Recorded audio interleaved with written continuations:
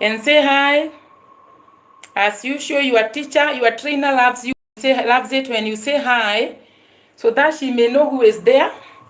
So welcome and say hi to your trainer. Yes, as we discuss matters regarding traveling, do's and don'ts, and any other upcoming issues, because I promise to equip you with genuine and valuable information regarding your international and local traveling, and mostly international traveling, because that is where the major problems arise. So welcome and say hi to me. Welcome and say hi to me as we start. Yes. When you get in, you say hi to me as we start the video officially.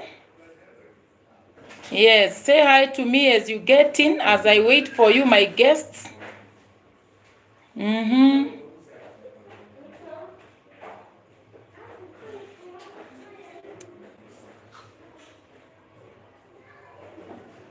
Welcome and say hi to me as we discuss matters regarding traveling. And my introduction is always this way. I am a travel expert, visa requirements expert, transit rules and entry requirements for various countries in Europe, in UK, in the Caribbean, in Canada, Middle East, Israel, and other destinations. So I give advice on what you require when you are traveling abroad. Yes, and I know you are going to enjoy. So when you get in, kindly say hi to me. Yes. Welcome, my first guest. I can see you there. Welcome as we start the live show regarding traveling. Yes, and say hi to me so that I may know who you are. Welcome and say hi. When you get in, you greet the teacher and then we start the video officially. We shall discuss matters regarding traveling. Today we can talk about the Schengen territory, because the Schengen territory is normally complicated.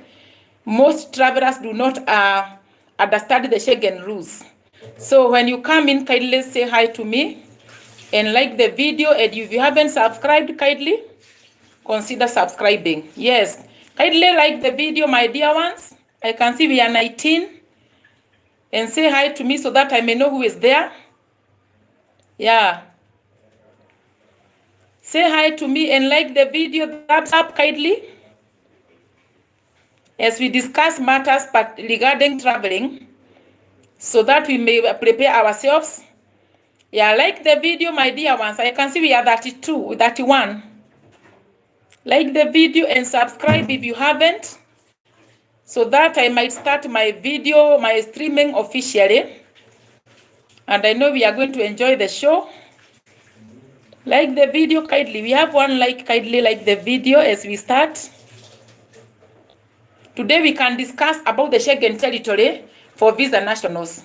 Because those people that do not need visas, they do not normally have problems when they are traveling or transiting other countries.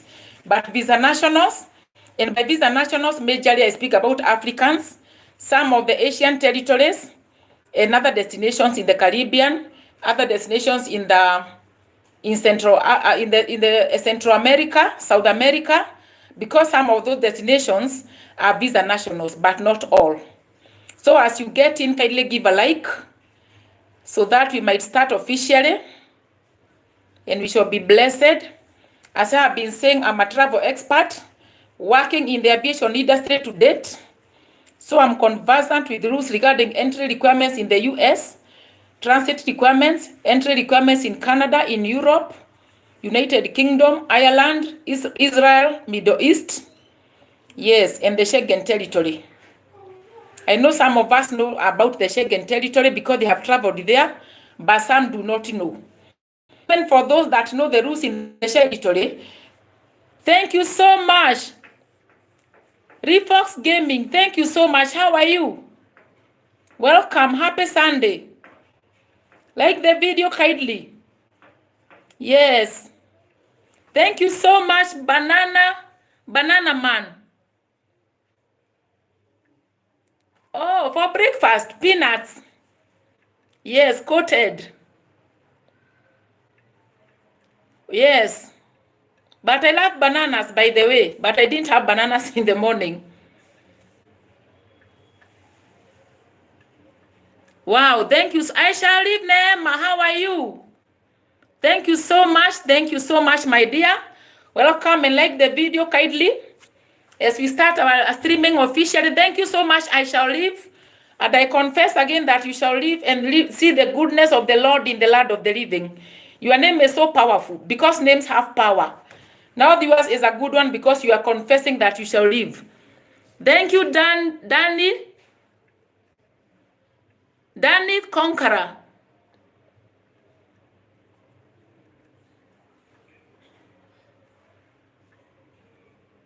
I didn't get your message.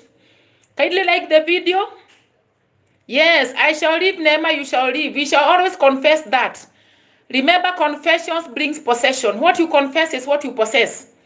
So we confess life, we confess good health, we confess prosperity, divine prosperity.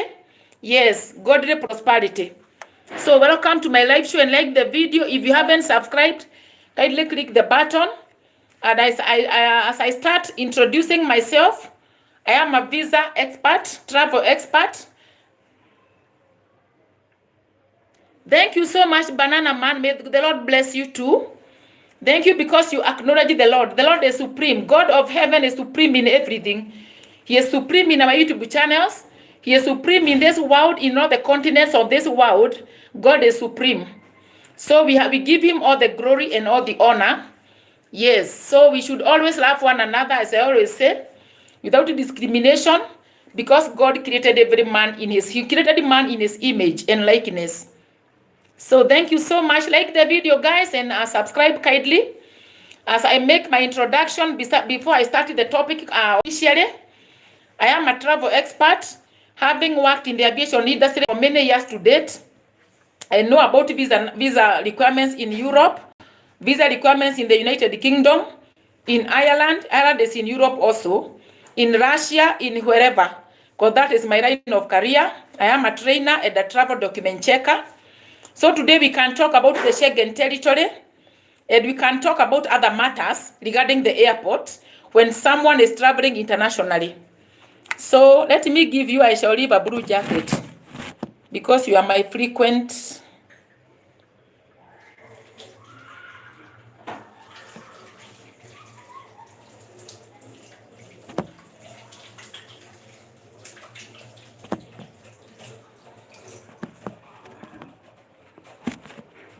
So thank you so much for your support. May the Lord bless you. As we start our topic, I can do a recap of what I talked yesterday. I talked about international travel, and I taught about what you are supposed to do, the do's and the don'ts in the airport when someone is traveling internationally. But today we can talk about the Schengen territory, and I have done about the Schengen territory in the previous videos. You can go to my previous videos regarding the Schengen territories. Now they are 29, before they were 26, but as I keep saying, the rules keep changing time to time. So we shall always be updating ourselves on the visa requirements of various countries. So regarding the airport, as I can do a recap, because I know everyone desires to fly. Most people maybe have traveled abroad. Maybe you have traveled to the US. Some maybe are planning to travel. And remember, in the airport, we have got very many rules and regulations. I talked about the baggage policies. Always know the baggage policy of your flight before you go to the airport. Know the liquid policy, because remember there are some liquids that you cannot put in the hard luggage. And I said it's about 100 ml. If you are carrying liquids of above 100 milliliters, you cannot put them in the hard luggage. You can only put them in the checked-in baggage. And that is why I was saying, always come to the airport early, so that if you have anything to sort out, you shall have ample time. Then there is something that I want to teach, because I know people watch from all over the world. I know people watch from the US, some watch from Africa, some watch from the Middle East, others from the Caribbean territories, others from Central America, South America, others watch from Israel, others watch from where? Egypt, Turkey, and everywhere. I have seen in the airport, the many years I've been in the airport, people coming with fake documents. Someone comes with a fake document because someone told them they can make them a passport. For example, the European passports. Remember, the European passports mostly do not need visas when they are going to various countries. For example, if I have a German passport, I can going to the US, I can apply something electronically online without going to the embassy. I can go to very many countries. There are some passports that are normally global. For example, if I have a US passport, I can enter very many nations without a visa. So people normally get deceived that if I make you a passport for Germany, you can go and visit the UK. Because when you have a German passport, you can enter the United Kingdom without a visa. Though now there are new rules. Now people come to the airport with the fake passports. Let me advise you, my great people, do never be cheated. No one can make for you a passport. A passport can only be issued by a country. So there is no one who can make for you a German passport. No one can make for you a UK passport, a US passport. Always have the right documents when you come to the airport. Because I normally see people getting into trouble. Maybe you get a fake visa, thinking that you can travel on a fake visa. That one is not possible. Whenever you are coming to the airport, have your rightful passport, a valid passport, have the right visa, and visas can only be issued in the embassy. And the embassy can never be compromised.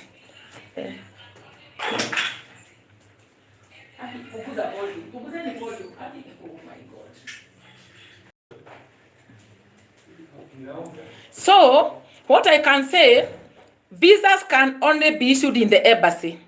So no one can make for you a visa. And the embassy officials can never be compromised. The embassy officials are not compromisable because I've seen people coming with fake visas and they claim they have paid a lot of money. An embassy a visa can only be issued in an embassy, but not by people, middlemen. There are no middlemen to issue visas.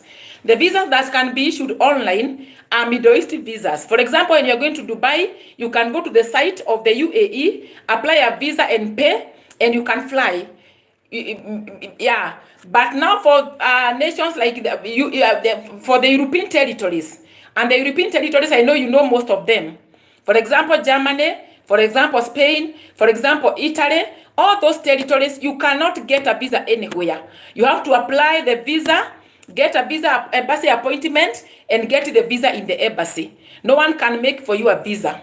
People come with look-alike visas. You know, there's some things that we normally call counterfeit.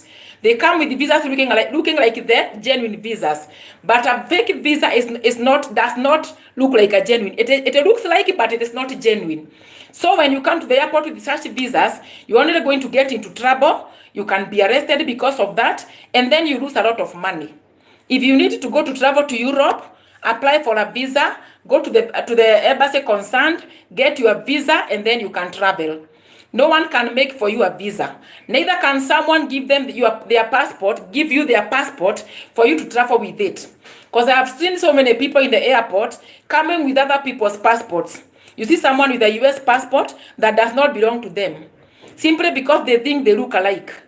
Even my sister, by the way, we look alike with my sister, but the features are not the same. So do never be cheated to come with your sister's passport, maybe your friend, because you think you look like your friend. Always do the right thing. If you need a visa, it is only issued in the embassy concerned, not unless otherwise. And for the online visas that are issued, but for example, Indian visas, you can apply for them in the government site of India. That one you can apply online, you pay online, and then you get the visa. For the UAE visas for countries like Qatar, you can apply for an online visa when you're going to visit. Even when you are going for the first time to work, they normally send you the visa electronically, a soft copy. So I have seen those problems, people coming with the passports that do not belong to them. Because you know a US passport can enter UK without a visa, you come with that passport posing to be the owner. You get into much trouble.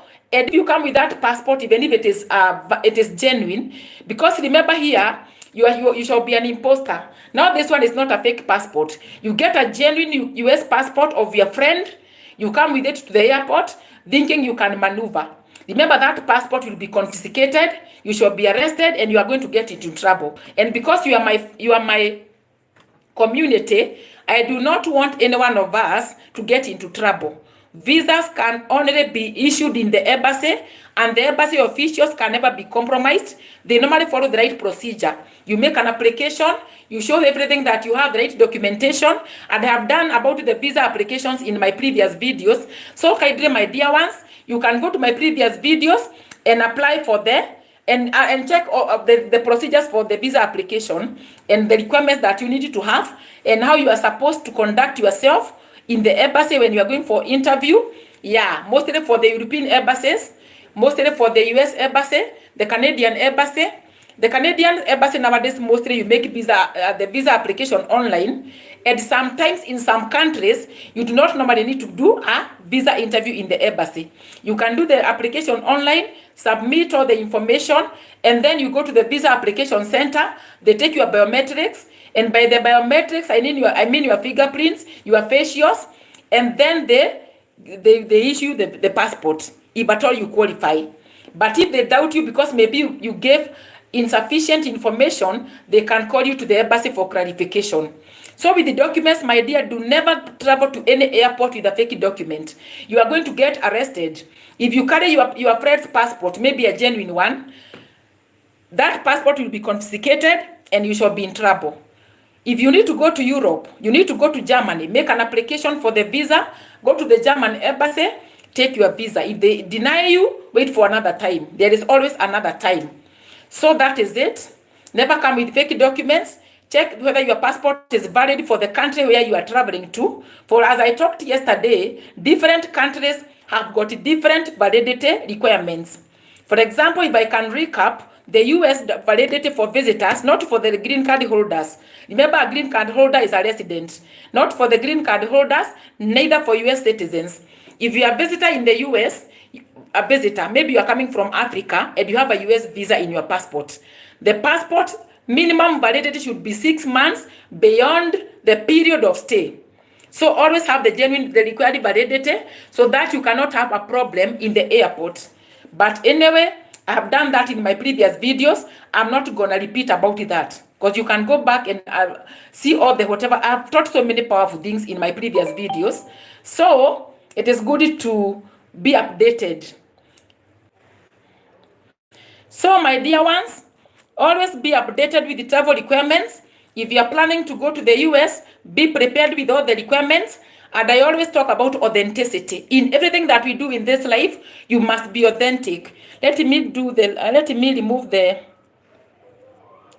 notifications because they are bringing me some problems here. So sorry for the hitch. So my dear ones, when you plan for international travel, always have the required documents. No one can issue a visa other than the embassy. But today we are going to talk about the Schengen territory. I know there are people who normally go through to visit Brussels, Belgium, they visit Germany, Poland, Portugal. Those are the Schengen territories. And the Schengen territory, the Schengen agreement is an agreement between 26 countries that sat down and decided to remove the border controls. So that they decided, if you come to Germany, you can also enter Switzerland, because those countries are 26. If you visit Switzerland, you can also enter Portugal. If you enter Portugal, you can also enter another, if at all you have a Schengen visa. That is why it's called a borderless region. They have no borders. So if I go to Portugal, as I said yesterday, I can go by bus to Italy. I do not necessarily need to go and board a flight to the other country. So I want to talk today about the Schengen territory because it is very complicated, but I shall go to discussing about that and teaching you about it until it gets into your bloodstream. For example, if you're coming from Africa, not only from Africa, as long as you are visa national, and visa nationals, most Africans are visa nationals. I think all of them, most of the Africans are visa nationals. So for example, you are coming from, let me, for example, say you are coming from Congo Democratic Republic and you have a Schengen visa or maybe Sweden. You have a Schengen visa for Sweden which is valid and you are going to visit one country in the territory of the Schengen. Let me not talk about that first. Let me first talk about something that I wanted. That I had forgotten. I wanted to discuss something regarding the routing, because remember, as I said yesterday, longer routes are cheaper. So the agents tend to give you a longer route so that the ticket can be cheaper. And I talked about that in my in my yesterday's video. So maybe you are coming from Congo and you have a US visa in your passport. You have a valid passport and a valid US visa and a valid airline ticket. And your ticket is like this. Maybe you come from Congo, or maybe you connect from Congo to Ethiopia, because we have got Addis Ababa International Airport, Bora International Airport, Addis Ababa. You go and board a flight from Addis Ababa, and you are heading to where? To Sweden, because to the US. And you have like this routing, Addis Ababa, Norway, because we normally have a Norwich flight in Ethiopia, Norway, and then from Norway they give you a transit through Germany, and then you go to the US. And that is what I was saying. Longer routes are cheaper, but sometimes they could also be problematic. So people normally come to the airport with the search routing. I have a US visa, but I'm passing through 2 territories in the Schengen. I'm passing through maybe Italy, but by there you can go even online and check the list of all the Schengen territories. So though in my previous videos I've mentioned all of them. You can go and check the list of the Schengen territories, because people make that mistake too many times. You are going to the US, and remember, US is not in Schengen, neither is it in Europe. So you go Addis Ababa, Norway, Belgium, US. So when people come to the airport, you ask them, why are you entering Norway? Because when you go to Norway and Brussels and Belgium, or Norway or to any other Schengen territory, that is entering. Because remember, there is no border. When you go to Belgium, going to Norway, you don't even need to go via international flight. You can even enter and go by bus. You can go by train, even by taxi. So such a routing for visa nationals is not supposed to be. You should not have Norway and then Belgium, as long as you are visa national. And I've given you as an example of a visa national, a Congolese national, a Kenyan national, most African nationals. You cannot go through 2 Schengen territories to a non-Schengen territory. Remember, US is non-Schengen. Remember, Canada is non-Schengen. So it applies even when you're going to Canada. So you have a Canadian genuine visa, you have got a valid passport, and you are transferring through 2 Schengen territories from a non-Schengen territory. Because like Congo is non-Schengen, Kenya is non-Schengen, Ethiopia is non-Schengen. So coming from Kenya or Ethiopia, or even where else can you transit from? Going through 2 Schengen territories to a non-Schengen, you cannot do 2 transit. You cannot do 2 transit points. So in that case, if you come to the airport early, we can remove the other bit. For example, now we can remove the Brussels bit. You remain with Nairobi or Ethiopia, Norway to the US, if you are visa national. But if you are not a visa national, you are okay. And non-visa nationals, we have got visa nationals and non-visa nationals. For example, US passport is a non-visa national. So if I have a US passport, not a green card. Remember, a green card is a residence permit, whereby you have your Nigerian passport and a green card. So you are a visa national. But a US passport, a US citizen, even when you go to the US and become a citizen, you shall be now declared a non-visa national, because you have a US passport. So you can even go through 2 Schengen territories. You can even go through 5 Schengen territories, because a US passport is not a national. A US passport is a strong passport. Though there are some destinations that also the US passport needs a visa. A US passport going to China needs a visa. US passport going to Russia needs a visa. But most of the major nations like European territories, they do not need a visa. It's only that now the rules for the UK have changed. A US passport going to the UK from now, they are going to need a electronic travel authorization that you apply online. That is very simple. That is not a visa. It's just an authorization, because UK changed its rules, some rules after exiting from the European Union. So always check the routing. And that is where I normally talk about punctuality in the airport, so that if you have a problem with the routing, it can be sorted out. Remember, when you come late, you can find that there is no flight that you can change to, especially when we have the high seasons. There is a time you can come to the airport and find that every flight is full. All the flights. When you try to check in another one, it is overbooked, especially during the high seasons. So before you come to the airport, always check the ticket. If you see very many destinations that you are passing through, you can ask, you can consult to know whether you need a visa in the transit point. Because remember, there are some transit points when you are passing through, you need a visa, even if you are not entering. For example, I talked about the UK. A Kenyan national going via the UK, even if they are flying over to go to US, they need a visa. But if you have a US visa going via the UK, the US visa can be used as an exemption document because the UK recognizes the US visa. But in case, for example, if you have a Mexican visa, and you are a visa national, for example, I'm a Nigerian, for example, or a Kenyan or a Congolese. I have a Mexican visa going to Mexico via UK. Going to Mexico, I have a Mexican visa. I cannot be able to fly via the UK because UK do not recognize the Mexican visa. UK does not recognize the Russian visa.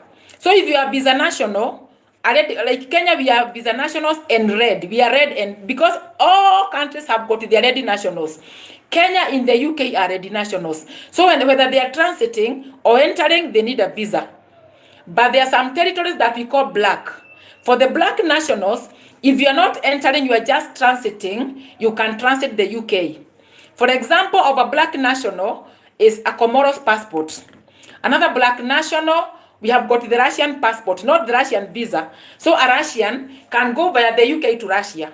That one can go Russian passport because Russians are visa nationals in many countries, by the way. A Russian passport is not like a UK passport. Russians need visas in Europe, not unless otherwise because rules keep changing. Ukraine was also a visa national country, but nowadays Ukraine can enter the Schengen territory without a visa. Nowadays the rules keep changing, by the way. They can enter most of the European territories without a visa. And that's why I normally say keep updating yourself.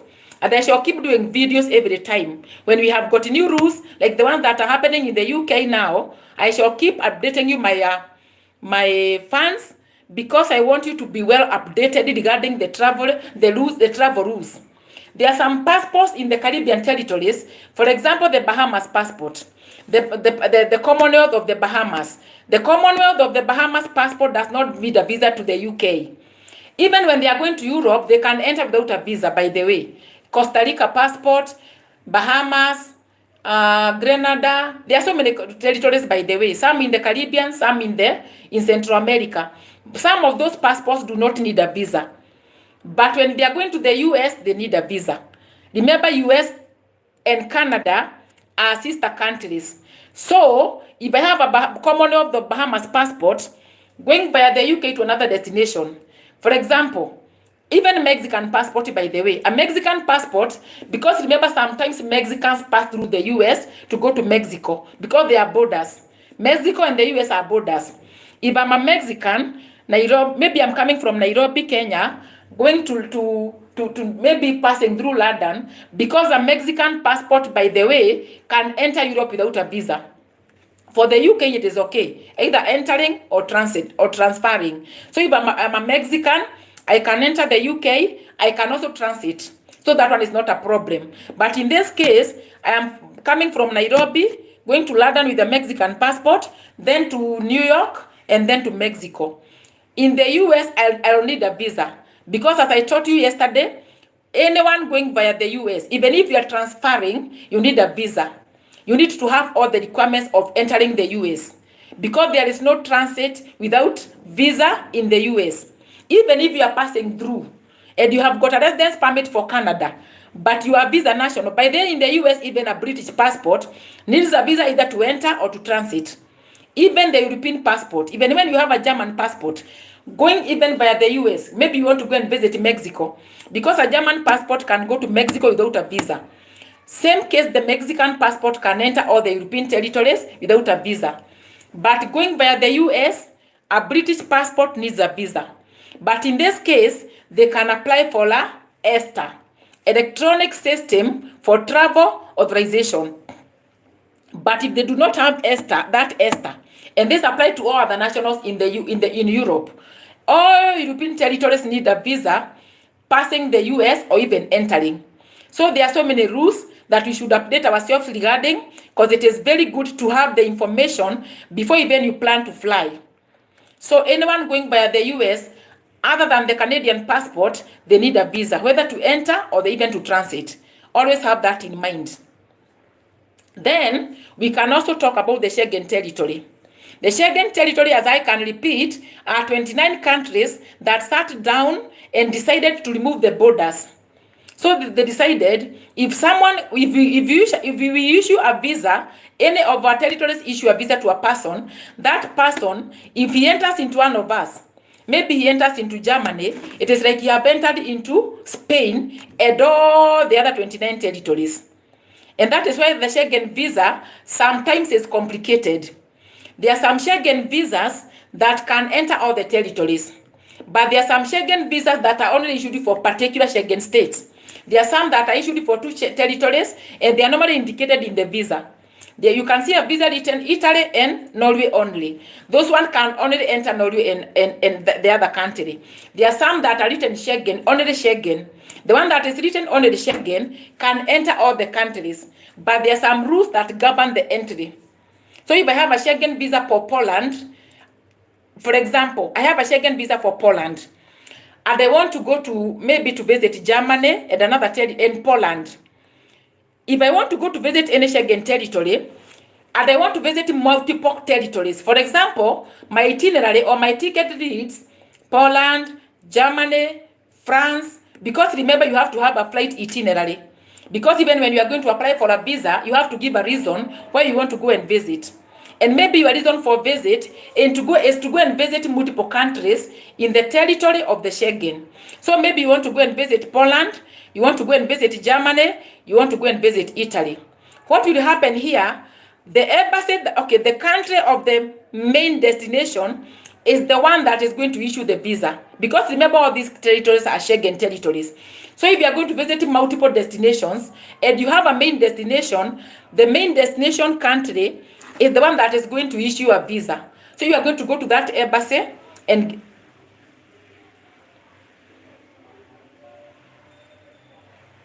oh, thank you so much, Paul and Peg. Thank you. I also connected to you. Thank you so much. I love animals so much. That's why you'll see more of them. Keep watching. They are so nice. Thank you. And connect to one another in this life. Connect to one another. Give legit support. I always prefer people to give others legit support. You watch their videos, you back them up, because God is love. So Paul and Peg, thank you so much. Keep watching the animal videos. Yeah, thank you. May the Lord bless you. Yes. So regarding the Schengen territory, and the Schengen territories are 29 for now, but they might change in next year or even next month or whenever, because countries keep joining. The latest countries to join the Schengen territory are Romania and Bulgaria. So now you can go to visit Bulgaria and enter Germany. If you go to visit Romania, if you have a Schengen visa for Bulgaria, you can enter other Schengen territories. But remember, in the itinerary, because you have to have a detailed itinerary. When you are doing a visa application, never forget to have a detailed itinerary, showing that I'm going to Bulgaria, then to Romania, then to wherever. The country of the main destination is the one that should issue a visa. But if you don't have a main destination, maybe you are visiting 2 days, maybe 3 days. You go 3 days to Poland. Maybe you go to France for 2 days. Maybe you go to another country you don't have a main destination. The country of the first point of entry. If you're entering through Poland at the first point of entry, Poland should issue the visa. That is the rule regarding the Schengen territory. If you are entering the Schengen territory through Poland, that is going to be your first point of entry. Poland should issue the visa. So it is good to note that, because people make mistakes regarding the Schengen visa, because there are so many rules that govern the Schengen visa. So we can talk about the Schengen visa. Tomorrow I can come and talk about the US visa or the US documents, because even people in the US sometimes make mistakes. People come from the US with the wrong documents. and I'll be talking randomly. I can pick a topic regarding the US. I can pick a topic regarding Qatar, regarding the UAE, regarding Turkey. Yeah, because Turkey is also another nice transit point. Remember, when you are going via Turkey, there shall be no. It is very hard to have a transit problem. I think everyone can transit Turkey. For Turkey, everyone can transit. If you are going to the US, passing via Turkey is very easy. Most people do not have a problem with the transiting Turkey. So even if you have, for example, if you are coming from Nigeria via Ethiopia and then transiting via Turkey to go to even Russia, you can transit. For Turkey, it is not a problem. Going via Qatar, also not a problem. But going via Europe, always know the rules and the regulations. Going via Europe. But going via Ethiopia, going via Dubai, or maybe let's say the UAE, because UAE is a big country with other cities. Dubai is one of the cities of the UAE. We have Abu Dhabi also is a city in the UAE. We have got even Sharjah. We have got also there's normally 6 cities in the UAE. So for the visa nationals going via Turkey, you are going to have less problems. Going via UAE, less problems, because mostly you don't need a visa to transit to Dubai or wherever. Going via Qatar, also, you are going to have less problems. You are not even going to have any problems as long as you have got your valid documents, because remember, whenever you are traveling in any territory or transiting, you have to have valid documents. The documents must be genuine. And as I said before, when I was starting, never go to any airport in the world with a fake document. Do never be cheated that people in the airport do not know how to check the documents. You can never do that. So when you go into the airport, have your valid visa, have your documents that you need. There are some destinations that you need a return ticket. For example, if you are going to visit the US, it is a requirement that you have a return ticket, a confirmed return ticket, not a booking.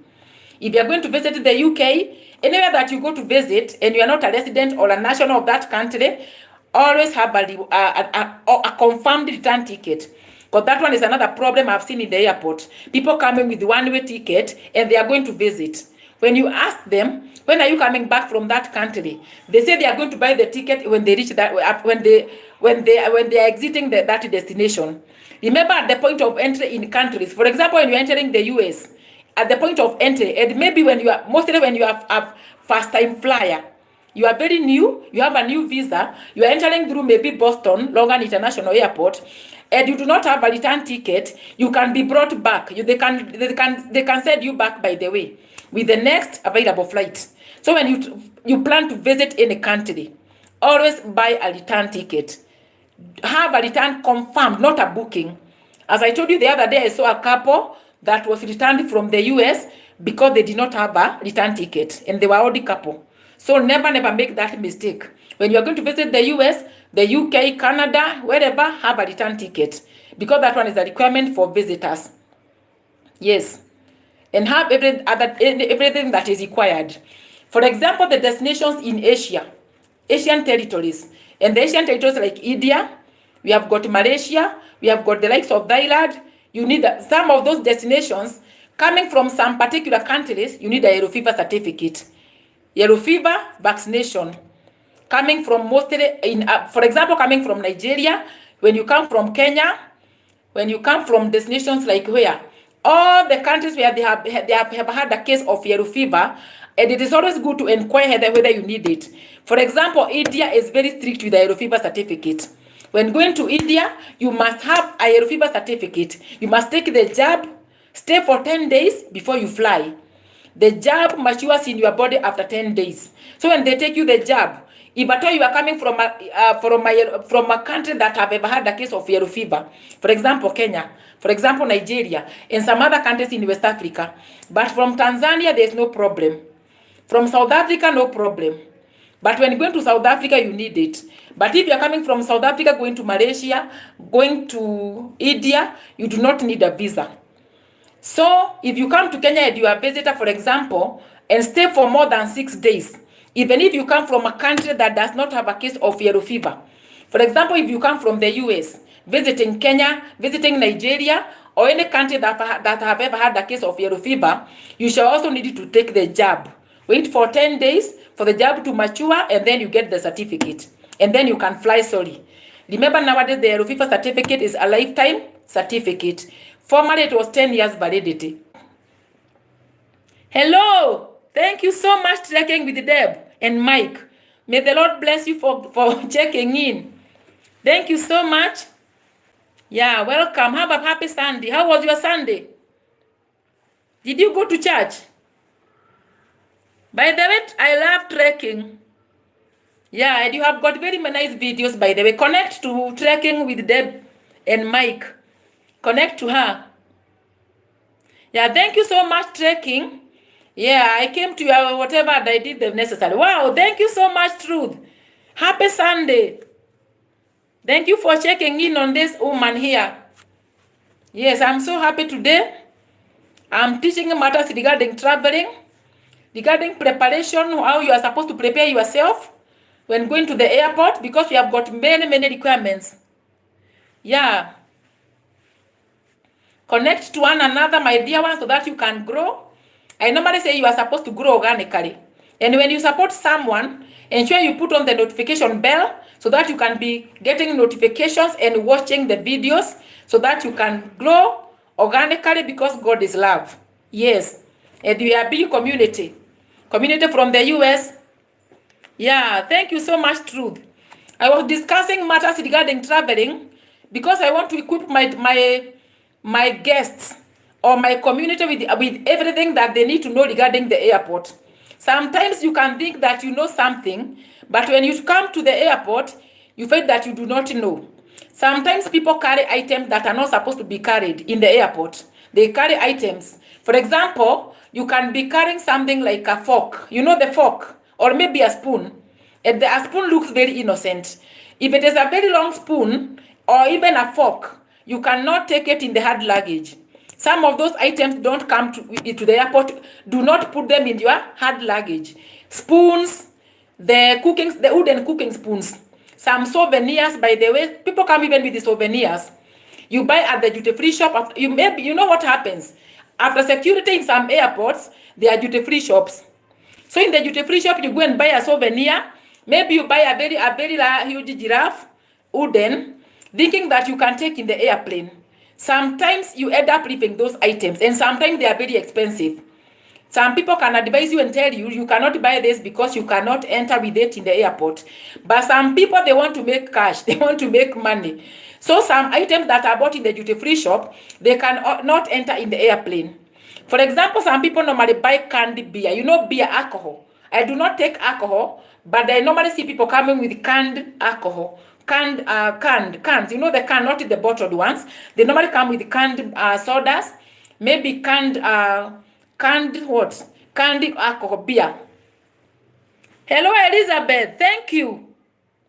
Welcome to this powerful topic, hot topics from your expert, from your travel expert. Oh, yes. So people normally come with the canned beers, canned sodas. Remember, if you buy a candy soda from the duty-free shop, ensure they seal it for you with a plastic bag. Yeah, you can buy a bottle of wine in the duty-free shop, but ensure they seal it for you in a clear plastic bag. There's normally a rule regarding the wine. So if you buy a bottle of wine, ensure that the duty-free shop seals it for you with the receipt inside. That is, yeah, you can. Yeah, it's allowable. You can buy your bottle, but you cannot carry more than 5 liters. So if it is a bottle, by the way, I normally see people with Amarula. You come with a bottle of Amarula, but when you buy the Amarula, tell them to put for you in a clear plastic bag and the receipt. That one you can buy, as long as you buy after the central screening of the airport. After the central screening, at the duty-free shop, now you can buy within the airside now, because now you have gone through the security. Now you are within the international transit. You can buy from the duty free, not from home, not from the shop in the airport. Yes, in the international, in the transfer, in the what we normally call it the international transit area. After the duty free shop, you can buy your Amarula, put it in a polythene, clear, and the receipt. You can enter with it in the airplane. Yes, it is allowed. But some people normally buy and they come holding them like this. And maybe sometimes it is the last minute. Because we normally need to, what we normally do, if you come with the candy sodas or even the candy beer, we normally refer you back to the duty-free shop to go and get them sealed. So if you are buying anything from the duty-free shop, because it costs a lot of money, ensure you come to the boarding gate early. If there is a problem, we can send you back to the duty-free shop. They seal it for you very nicely, and they put the receipt inside. But when you come late with your maybe your perfume, some even buy very expensive perfume, which is above 100 milliliters. For the perfume, you cannot carry. If it is above 100 milliliters, you cannot carry with your hand luggage. You can only carry it in your big bag. So for the liquor, you can carry the liquor as long as it is sealed with a resealable plastic bag, and the receipt should be inside. For the spoons, for the souvenirs, because I've seen people coming with the soapstone. Remember, soapstone can be used as a weapon, or even the Maasai club. You know the club? We call them in Kiswahili rungu. Some come with a club, a souvenir. Maybe because they went to Maasai Land or wherever, and then they were given that as a souvenir. Remember, a club cannot enter in the airplane. Someone can grab it from you and do the unimaginable. So, what about when you can't have here? Yeah, you can carry. In the big bag, you can carry the rungu. The club, you can carry in the big bag. The spoons, the souvenirs, some of the souvenirs you cannot carry. Souvenirs, like I have seen people with soapstone. Some people normally go to visit Western Kenya. When they come to Kenya, they go to Western Kenya and they get very, very nice soapstones. Very, very heavy. They are normally very, and then they carry them in the hand luggage. When you come to the boarding gate late, those things are going to be confiscated. But if it is early enough, there is a way that bag can be taken. You be taken to the airplane because it is early. You go through there. You go down where the airplane is parked. And then we look for that bag and put those things in the bag. Not all the time. But sometimes when there is, we have ample time. Because we have to offer good customer service to our clients. And we have to treat people with humanity. If it is possible, because we know it costs money and you have come early, you can be taken to the parking where the flight is parked. You go to where the baggage is being made up. We look for your bag. It is a process, by the way, to look for your bag because it's already packed in the airplane sometimes. And then you can put them in the big bag. In the airport, my dear ones, the thing is here, punctuality. Underline the word punctuality. When you are punctual, we normally sort out everything amicably.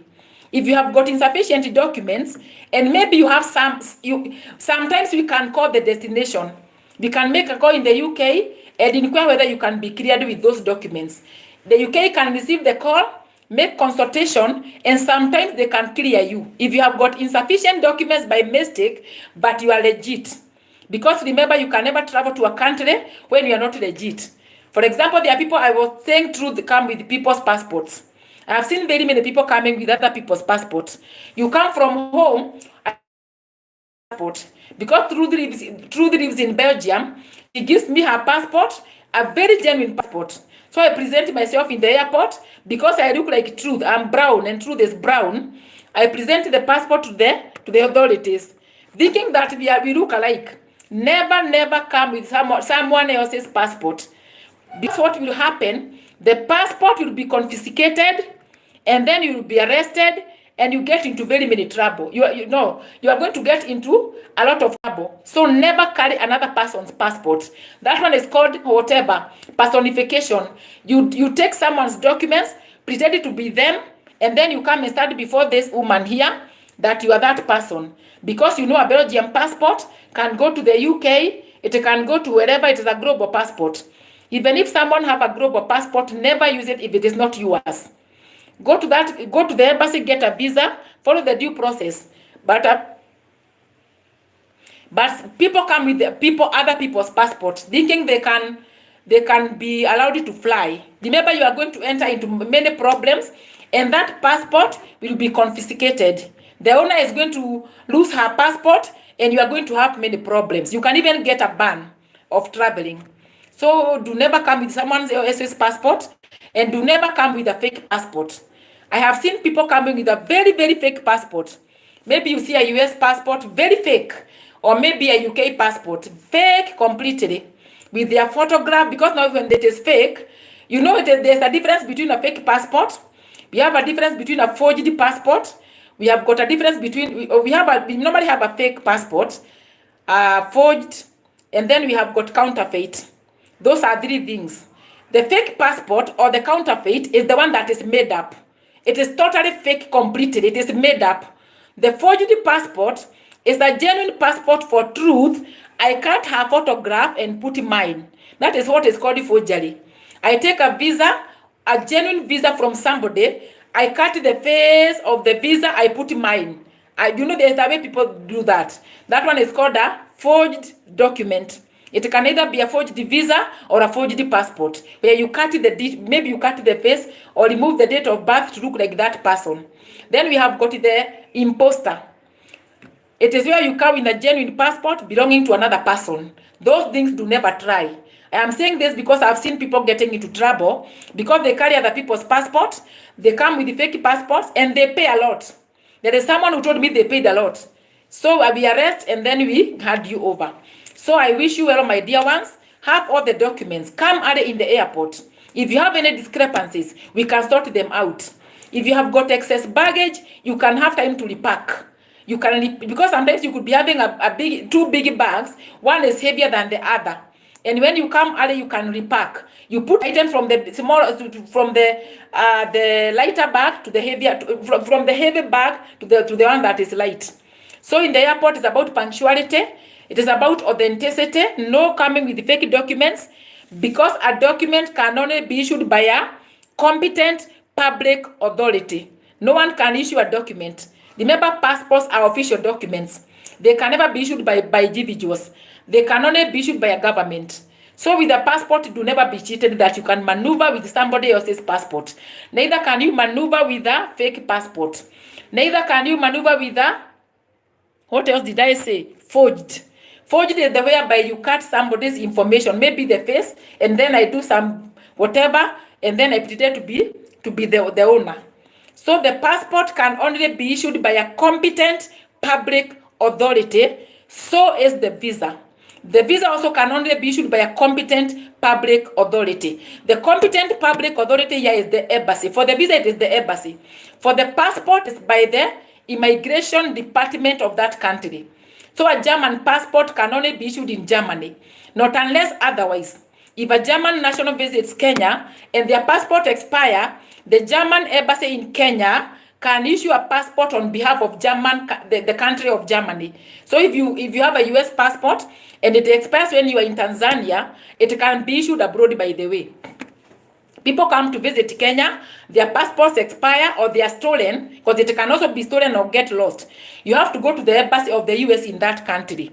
If I have a US passport, I visit Kenya, my passport expires while I'm in Kenya, or it gets lost or be stolen, I can only go to the US embassy, get another passport to make, it is normally called a temporary or emergency passport. They do not normally issue the regular one. You know, there's the one that is issued in the US. So in this case, I'm going to get a temporary passport, or it's normally called temporary or emergency.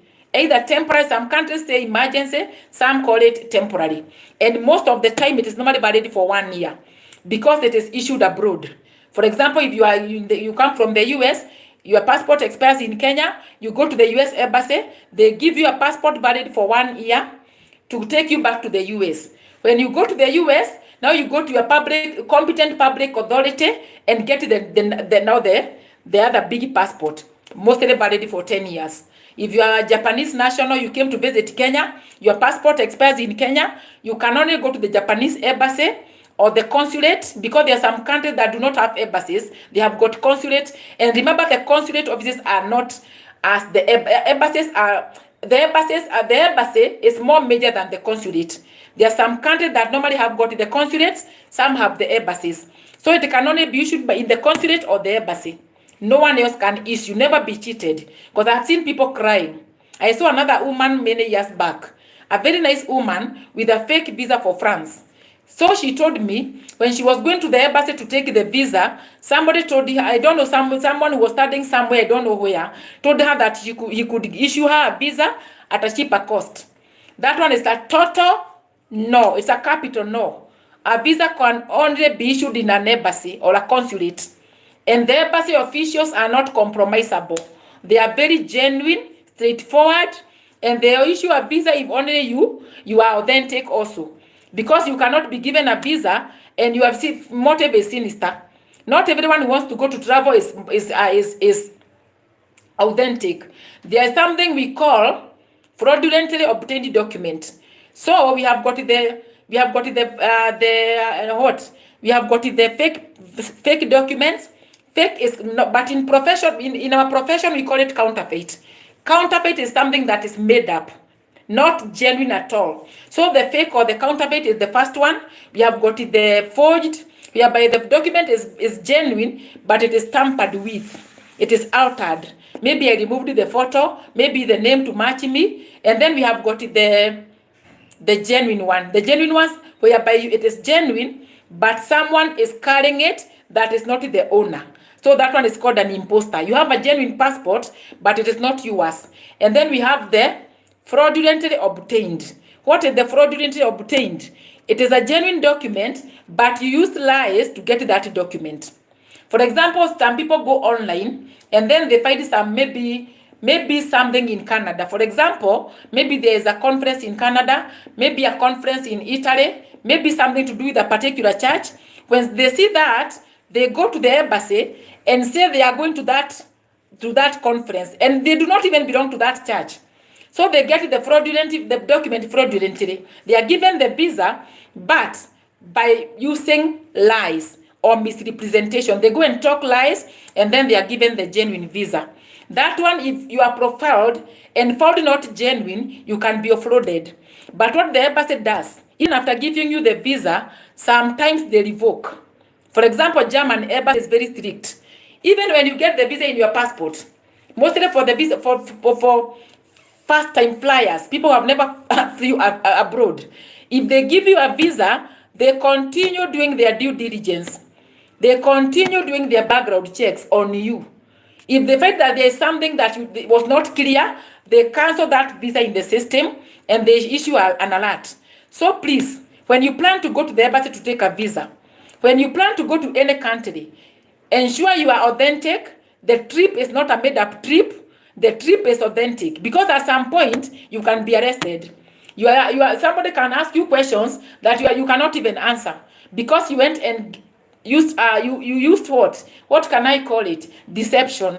You used deception. You got the document, but indeed you are not authentic. It is good to be authentic, as I teach authenticity, because I am authentic. In my lifetime in the airport, I've never done a bribe. I cannot allow a bribe. I cannot allow anything to do with deception, corruption, or any other funny activity. Straightforwardness. With the traveling internationally, because now locally you don't need a visa. Traveling locally, it is within your country. But when you are traveling internationally, my dear, ensure you have got the rightful documents, the rightful validity, you have got the return ticket if you are visiting, a confirmed return ticket. And as I said yesterday, when you buy a ticket from an airline, if there is any mistake with the transit point for the visa nationals, this one is about the visa nationals, it can be sorted by the airline. But if you buy from an agency and you have got a mistake in the transit, remember you have to call that agent. If they are asleep, maybe it's at night, you have to cancel that flight. Or maybe you buy another new ticket. And remember what I normally say, sometimes you could be willing to buy another ticket and maybe there is no availability of the flight. Remember, the flights sometimes are normally full during the high seasons, and sometimes if you book another flight, there could be no connection for you in the other destination. You could get a flight from, for example, Ethiopia, but now when you reach Europe, you lack a connecting flight, because there are so many logistics that have to be considered when someone is selling a ticket. So sometimes when you have a mistake, you can even stay in the airport for 3 days, because maybe the next flight, the available flight is going to be available after 3 days. For example, there's a time I normally see people buying a wrong route. You buy Nairobi, London, US, and Canada. In this place, you have got a Canadian residence permit, not a Canadian passport. Because remember, a Canadian passport does not need a visa. They can do any routing. They can go Nairobi, London, US to Canada, Canadian passport. But in this case, you are a visa national. For example, you are Kenyan, a Nigerian, Congolese, Ugandan, whatever, Ethiopian, and you have a residence permit for, you live in Canada, and you came to visit home. You came to Ethiopia, or you came to Kenya, or you came to Uganda. Now you buy a very nice ticket, Nairobi, let's say Nairobi, London, Miami to Toronto, Canada. And you post before the document checker, because now you have your residence permit for Canada. Remember, there is no one who can pass through the US without a visa. No visa national can pass through the US. And in this case, by the way, for the US, even the European passports need a visa to go to the US. You either need a visa, but if you don't have a visa, you apply for ESTA. And I've even seen people from Germany, mistakenly, they normally come to the airport and they are going to the US. From Germany, you know, Germany is a global passport. They can go to many territories without a visa. They can go to the UK without a visa. They can go to many territories. Now you see someone coming with a genuine German, Nairobi, London to US. They have a German passport. And then you ask them, where is your visa? They tell you they don't have a visa. They don't need a visa. Remember, no one can go to the US, either transiting, even if you are passing through, or entering without a visa. Anyone going to the US, either entering or transiting, must comply with all the entry requirements. So you must have a visa. But for this case, if you are German or a British or a Japanese or maybe the Belgium or even Spanish, you can apply for electronic travel authorization. That should be done before you come to the airport, because it can even take it 48 hours to mature. Applying for a US ESTA is not like the Canadian ETA. You know, we have got an ETA in Canada, electronic travel authorization. That one can take a few minutes. You can even study as you are talking and you apply. But for the US ESTA, you cannot apply and then you get it immediately. So when you come without that ESTA and you have a Belgian passport like Truth, or maybe you have a German passport, or you have a Polish passport, we normally offload you because you cannot fly without the ESTA to the US. So a Kenyan with a Canadian residence permit, or even a Congolese, they normally come with that mistake. They make a routing via UK, and the UK is okay here because they have a Canadian document. A Canadian residence permit is an exemption document for visa nationals to transit through the UK. Because remember, the UK also, for the visa nationals like Kenyans, and Kenyans, by the way, we are red, not even black, we are red nationals. Whether we are entering the UK or even transiting, we need a visa. Congolese the same, Uganda the same, Tanzania, Nigeria. But there are some countries in Africa that are black.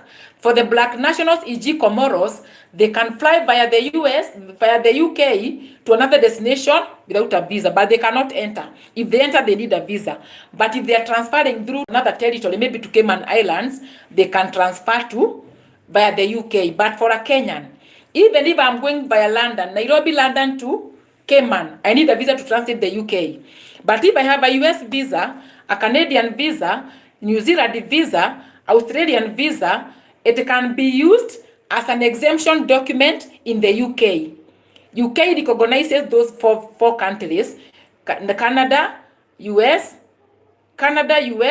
and New Zealand, and Australia. And then, or their visa, the UK visa. Now, if you don't have the UK visa, you can use the visa for US if you have it by chance. So, the problem now with this Canadian residence permit is the US transit. So they come with that wrong routing. Nairobi, London is okay because they have a Canadian document. Because a Canadian residence permit is even stronger than the visa.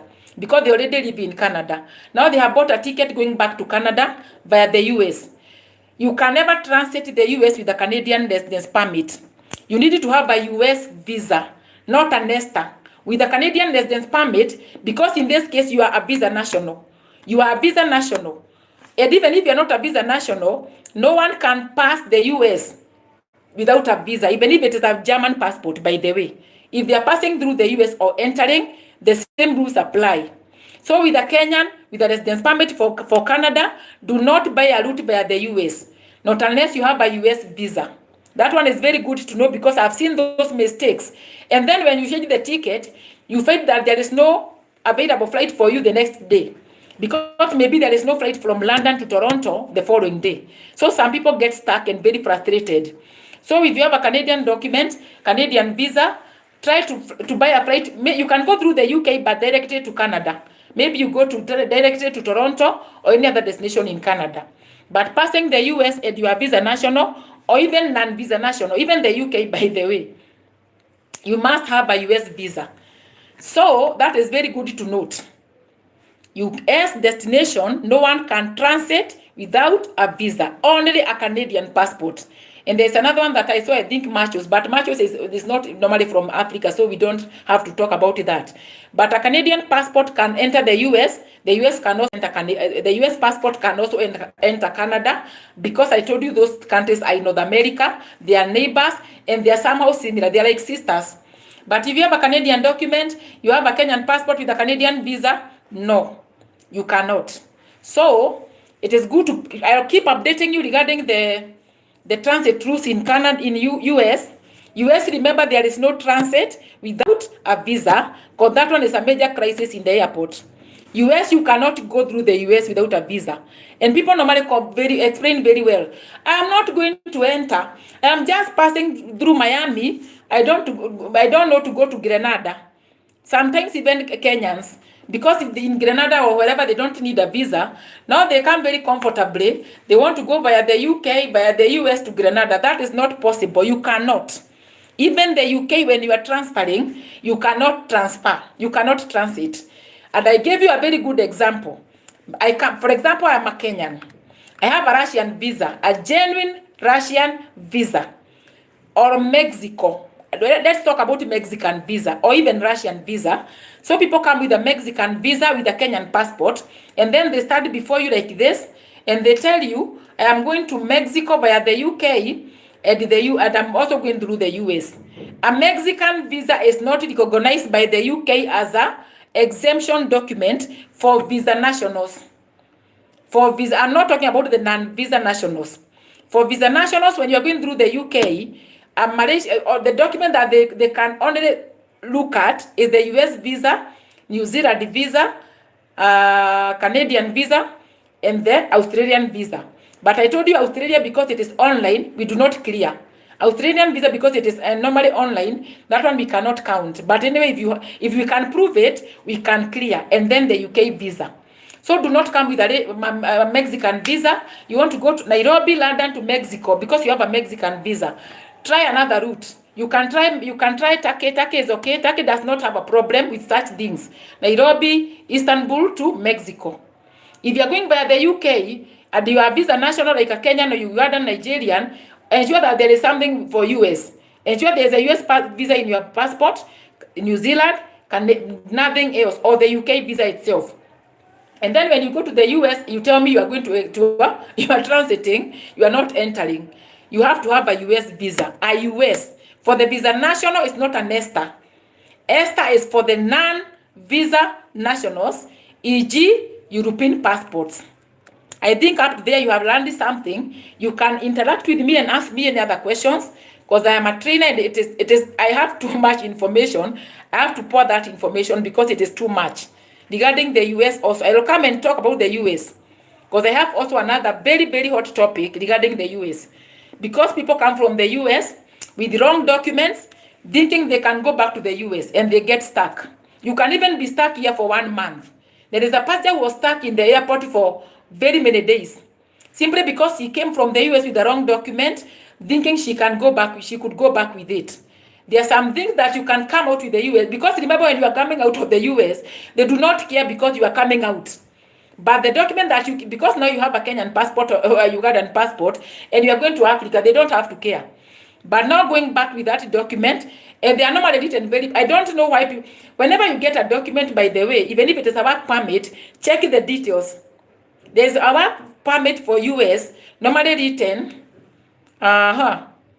employment, I'm forgetting that name, but at the bottom, it is normally clearly written, not valid for re-entry.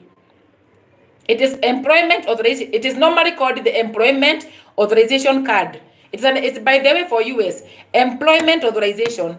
But at the bottom, or even parole, but at the bottom, it's normally clearly written, not valid for re-entry to the US.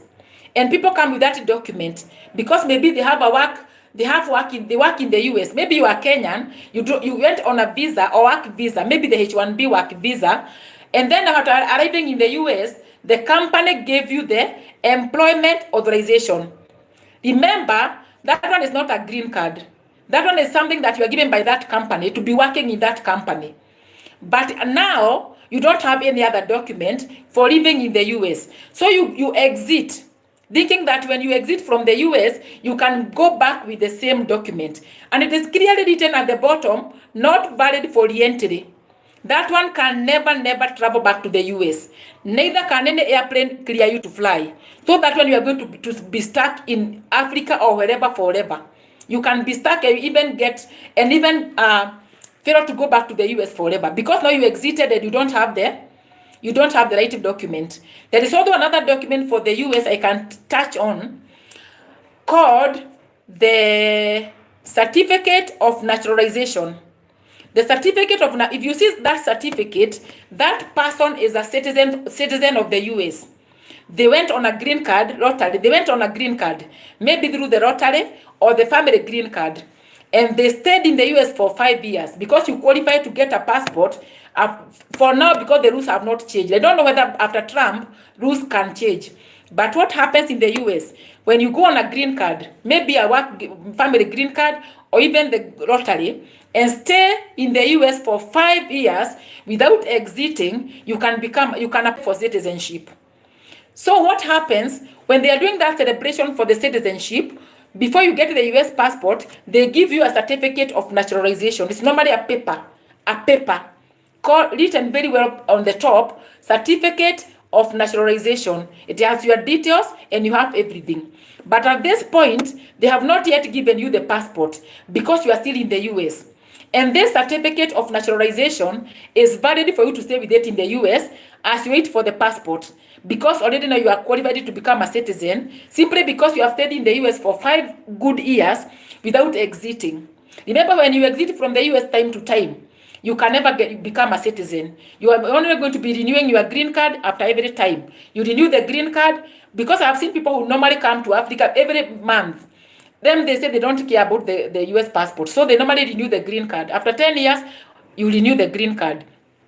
But in this case, someone goes and stays in the US for 5 good years exclusively.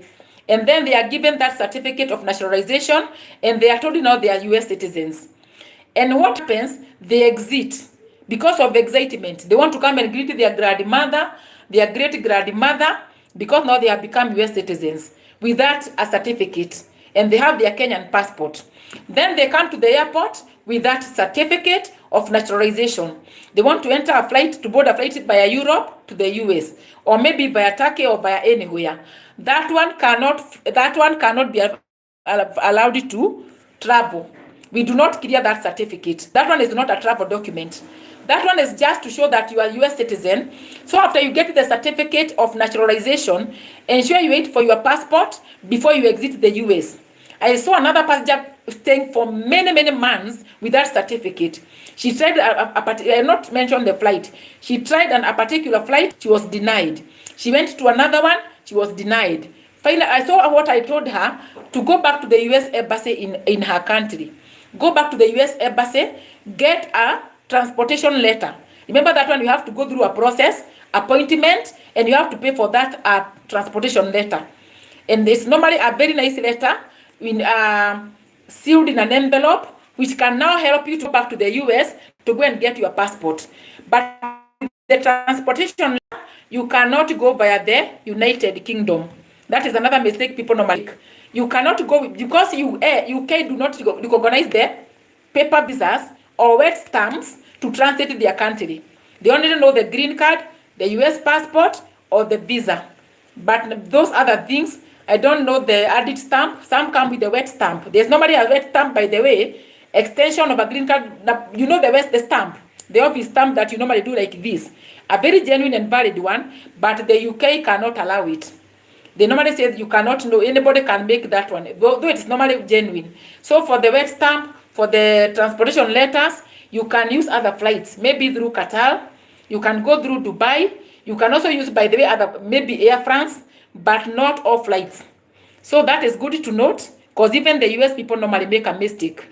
Yes, they come with wrong documents that you cannot re-enter again with in the US. So thank you so much for listening. Any question regarding transit, regarding entry, regarding baggage allowance, the prohibited items? Because I keep singing about the prohibited, because people come with prohibited items. Those items are genuine. For example, the souvenirs, they are good. People have souvenirs. But now you cannot carry some of the souvenirs in the airplane, because as I keep saying, the aircraft is very fragile, and the passengers and the crew and the captain are very vulnerable. So you cannot carry anything that can turn out to be something else. For the souvenirs, pack them in the big bag. At the duty-free shop, after you have checked in, because some duty-free shops are upstairs, after you check in, do not buy some kites. For example, don't buy a big giraffe. Do not buy those soapstones.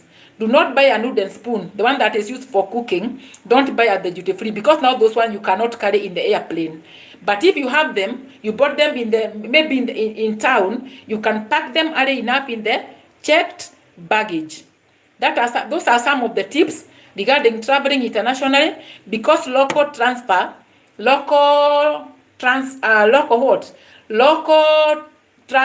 is not that difficult, because that one is within your country.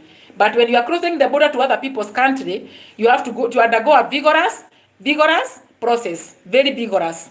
And that's why I normally say prepare well, pack your bags one day before. You can pack your items one day before, put your passport well, and come to the airport early, check in, and go and sit and wait to board the flight. So I think that is good.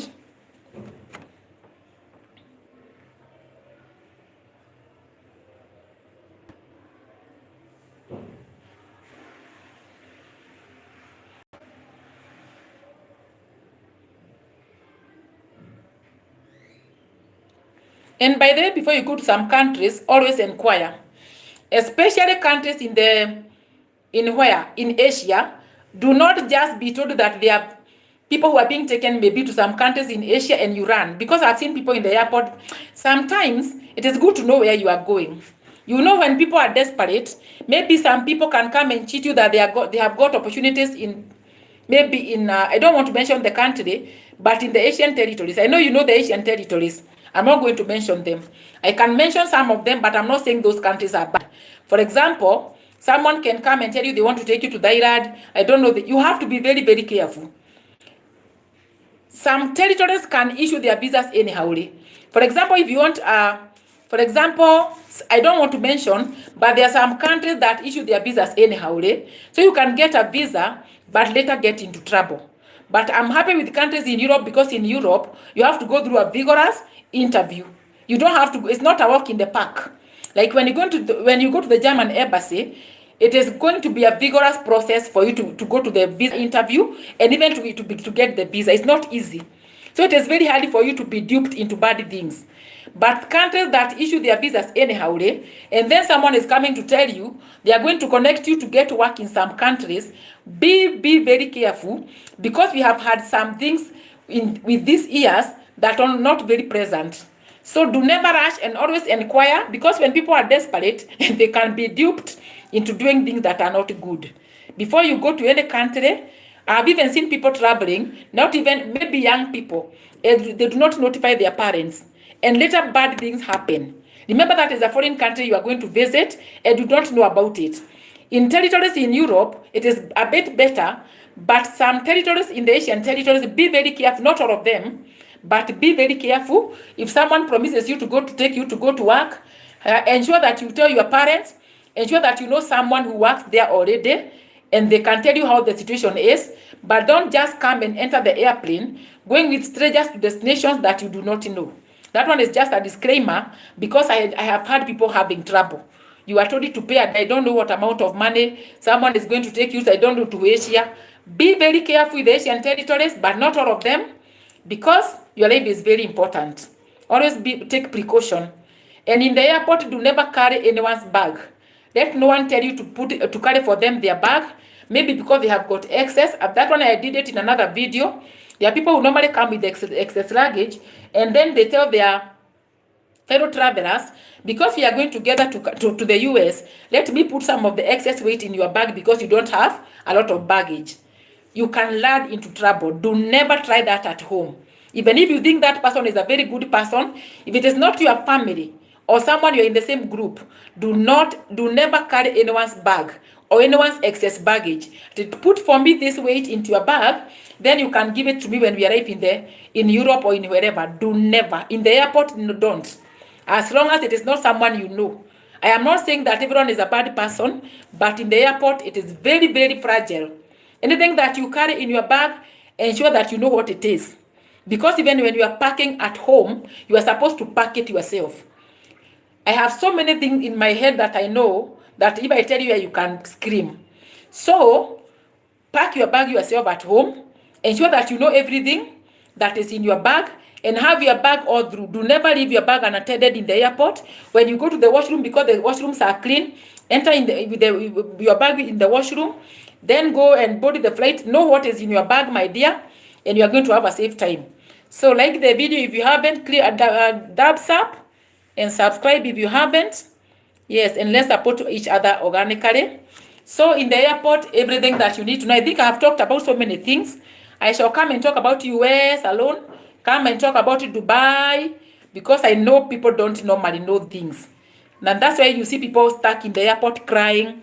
I have to go to the wedding today, but like some people even come the last minute. And by the way, let me tell you something. Never book last minute flights, especially during the high seasons. Do never risk to book a high season flight, because sometimes you can book a flight. And remember, it is an international standard for flights to overbook. They are allowed to overbook. So even if you are 1,000 people and the capacity of the flight is 500, for example, a flight could be 350 capacity. If we book 1,000 people, it is allowable by the international bodies that govern airlines, IATA. So we could be very many who have booked the flight. When you come to the airport and you have a trip that is very important, like I told you, I saw another person who was going to attend the daughter's wedding, and he was carrying the gown. Imagine, the gown was made in Africa. He is going to the US to attend the daughter's wedding, and the flights are very full, and there's nothing that can be done. When you come to the airport, you think because you have booked the flight, you have to board. Remember, overbooking is allowed, so we can book 1,000 people, and the flight capacity is 350. And then when you come and find there is an overbooking, you are offloaded. And then we try to fix it. You are tried to be taken to another flight. Taken to another flight is also overbooked. You try another flight, overbooked. And maybe you had a very important trip that maybe you are going for an interview, maybe a job interview, maybe you are going for work, returning to work. So do never do the last minute. Is not unless it is an emergency, because an emergency, there's no one who plans for emergency. Emergencies can happen to anyone, and that is understandable because even God can understand. But if it is not an emergency, book your flight way before your trip. Book an earlier flight. And remember, when you do an early booking of a flight, it's normally cheap. When you book a flight 6 months before, it is cheap. When you book 4 months before, cheaper. It's also cheap. But if you book a flight 1 week before your flight, before your journey, it is normally expensive. So always check the options online, because you have got so many options. Check the best option. Do your early booking so that you can even save something. It is good to save. But if you book a flight today and you are departing today, you can even pay times 3 of what you could have paid. That is it about ticketing. I can give random tips regarding tickets, regarding the issues in the airport, regarding the baggage policy, the liquor policy, because you have got the liquor policy, how you can carry liquor, because there are some people who normally carry those wines to their friends in UK or the whatever, US and wherever. So It is good to be conversant with what happens in the airport. And if there is any query, my dear ones, you can ask. And if you have not clicked the button, click and thumbs up. Yes. I'll talk about many countries, even Turkey. I'll come and talk about Turkey. I'll come and talk about Egypt. I'll talk about Israel. I'm gonna talk about Kuwait. Kuwait is in the Middle East. The 6 countries in the GCC, the Gulf Cooperation Council, you know the 6 countries. Bahrain, Kuwait, Oman, Qatar, Saudi, and the UAE. Yeah, because those ones are also main destinations. I will come and talk about India because remember, India is a main destination where people go for work. People normally go to work in India. People normally go for medical. It's a major medical destination, a very nice destination for medical. People normally say they have cheap medical facilities in India, and they have good doctors. So I normally see people going to India to be treated.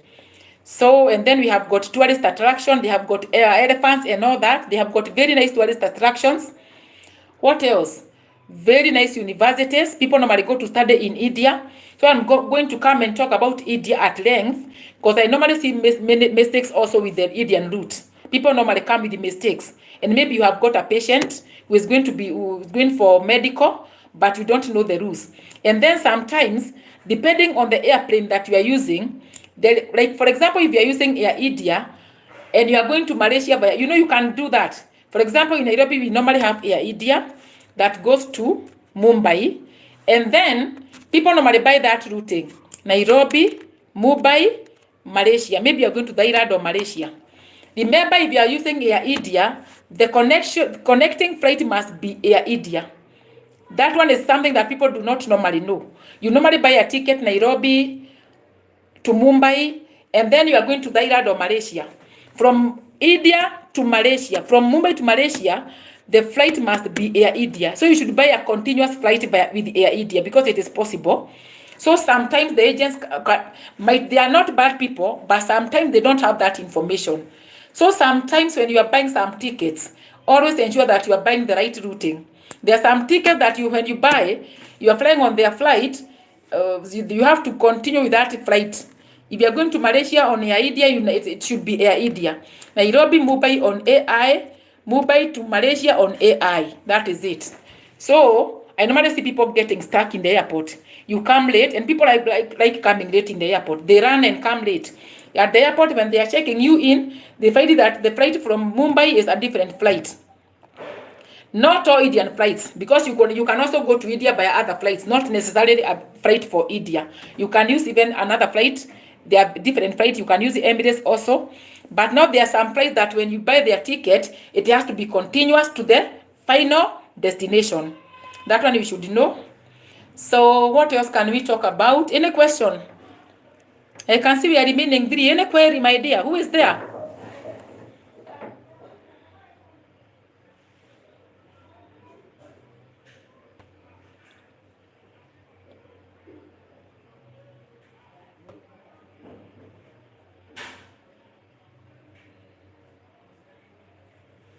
So when you're booking the ticket, book early enough.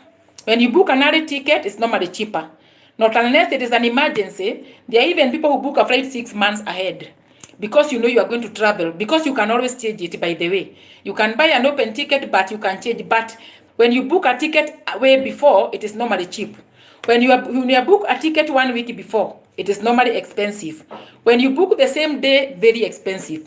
But you can book the same day if it is an emergency, because as I said before, no one knows what can happen in life. An emergency can happen, and by the way, you have to book a flight and fly, maybe sickness or something.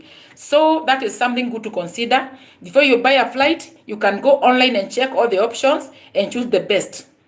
Routings via Europe have got very many restrictions, but we have other, but they are not bad routings, also they are good. So you can check the options depending on your passport that you have. So there are some passports that do not have a problem. The global passports, e.g. the European passports, going via you, even for the visa nationals, if you have the right documentation, you shall not have a problem. If I want to go via Europe to the US, I have a US visa, I'm okay to go.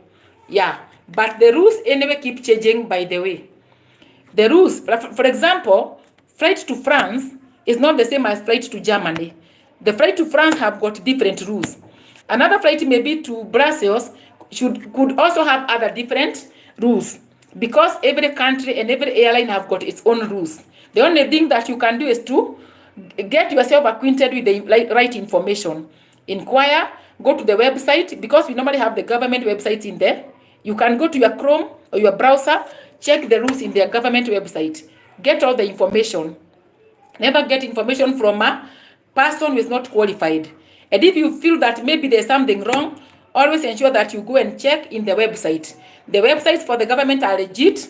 They have all the information. Yes. Do never make mistakes when you are doing anything that you want to do.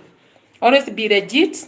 Have all the information. Prepare well before you fly. International flights are normally, it's hectic by the way, because you need a lot. You need to plan to put your documents together. I have ever even seen somebody, by the way, funny enough, people are coming from they were coming from which country? They were entering Kenya from I don't know which country.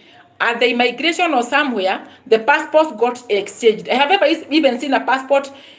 Imagine somebody is flying. People are flying. When you go through the controls, by mistake, because of human error, someone gives you another person's passport, and you don't check, because you cannot think that someone can make a mistake of giving you another person's passport. So there's a time someone came with a passport that is not hers, and then I'm like, wow, and then she screamed.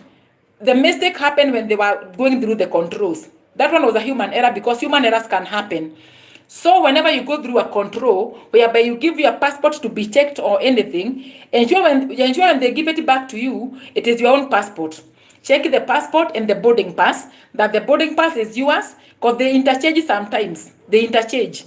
Imagine now when they interchange the passports and your flight is almost departing, the other person goes with your passport to their flight, and sometimes by mistake they can go and enter. Someone can do an error, not checking well, and then that person can go with that passport and discover later. Or maybe they take a long time before you get that passport. Because if they discover, they are going to take it to the information desk, and then they shall start announcing. If your flight was almost departing, you can be left. So do never take anything for granted. Check whether it is your passport. When it is given back to you, after you go through the checks, check whether it is your passport. Check whether the boarding passes are yours before you proceed to the boarding gate, because it happens. Even when you are entering your country, in anywhere. If you're entering Nigeria, you are entering the US, wherever you are entering, check and ensure that the passport is yours. Because sometimes they can get mixed up because of human error and human factor. Someone could be tired or sleepy. When you give them your passports, they give you the wrong passport. It has happened. I have seen it, by the way. Even there are people who entered Kenya, and then I don't know what happened. Both of them went with the other person's passport. They did not check. So the other one came back to go and to fly back to wherever he was going. When he is at check-in, whoever was doing the check discovered that the passport didn't belong to him, and he was a genuine passenger. So it was the investigation was done, and it was discovered that it was a mistake. They were interchanged by mistake. So all the time, have your passport. Check whether it is your passport before you go to the boarding gate. Yes. Your travel expert is spewing a lot of knowledge here to ensure that you are totally conversant with what goes on in the airport, mostly for the first-time flyers. And even for those people who fly a lot, they also make such mistakes, because human is to error. Yes. So when you are traveling internationally, you can pack 2 days before, or even 1 day before. You pack everything, put the passports and all other documents that you need in the small bag that you are going to put to tie in your waist. Remember every document, everything. If you have printed a visa, because there are some destinations that you can go with a printed visa. For example, I said in the UAE, they issue online visas. They issue the online visa online. You have it in your phone, but print 2 copies. India also, you apply in the government site, and it is normally online for many nationalities. Ensure that you have got 2 printed copies, because anything can happen to your phone. The phone can be stolen, the phone can get lost, or it can be of low battery. And some airlines require you to have the printed visas. Even if you have them on soft copy, when require that you have a printed visa.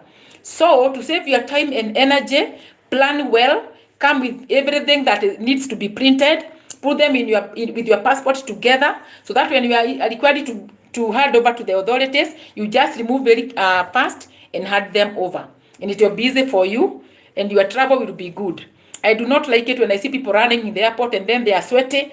You come running, you are screaming, you are the last passenger. People normally do that, especially Africans normally take too much time.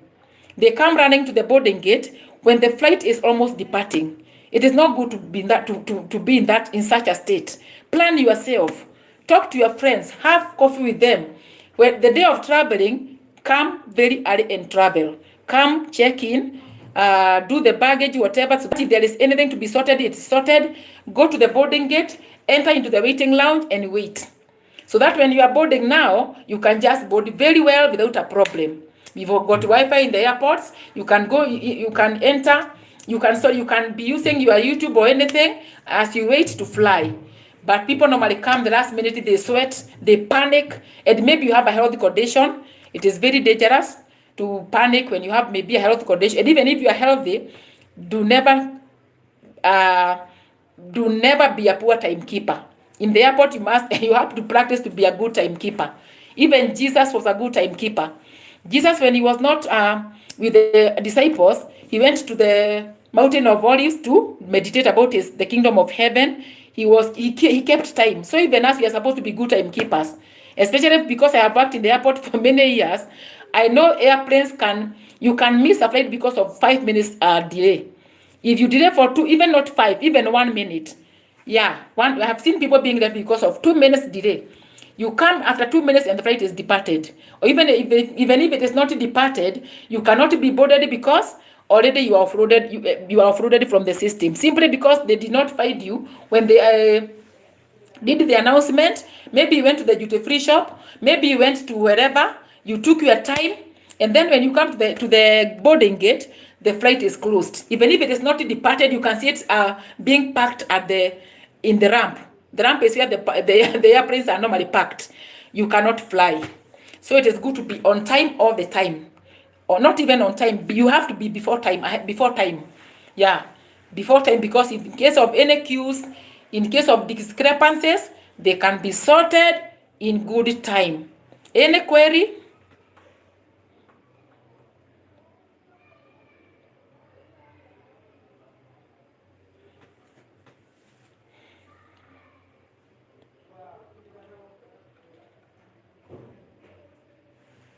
So I think I have talked enough. I'll be doing these videos daily regarding traveling, and I know people will get information and decide on which flights to use. Yeah, for the flights you can check online. We have got very many flights, and you can choose what you think is suitable for you, because we have got people have got different preferences. There's someone who prefers to go via this route. The other one prefers to go via this route. You can make a decision. We have got many preferences and choices, and it is good to prepare and make the best choice so that you can have a seamless process, and you can make other people's work also easier and for yourself. And remember, I told you yesterday, do never come to the airport intoxicated. Some people normally say, I'm going to take one for them. There are some people who come smelling alcohol, and then you tell them, do not add. Just do not. Because if you start staggering or you start to be disruptive, you can be offloaded. And then they tell you, I only want to take one final one because I love Tijui what, I don't know, I love African beer or whatever. Then they go and take the one final one. After taking the one final one, they take the two final ones. They take the three final. The lastly, they cannot even stand. They try to control themselves, but they can't even stand on their feet. Imagine being offloaded. You are very drunk, and your family brought you to the airport. They told you goodbye, and now they are being called to take you because you cannot even stand. I prefer when you come to the airport, do not touch even one for the road. Because people have touched one, they touched two, not touching but taking. They took one for the road, 2 for the road, 10 for the road, and then they went blackout. Yes. But if you are intoxicated, but you are not that There are people who normally come, you sense the smell, but they are not staggering. That one is not a problem. But please don't even try to do that. Don't even try to do the one, even the half. Don't. Just come sober, fly, go back home. When you go back home, you can do what you want, because that is your choice. Life is a choice. Whatever you want to do in this life is a choice, though there are repercussions. Because in every action, there's a reaction. But be accurate in the airport. Follow the rules. Don't be disruptive. Don't be rude to anyone. Yes, because it is a very fragile place, and we need you to be safe. That is why they normally do the security checks for your safety and your good, easy time. Yeah.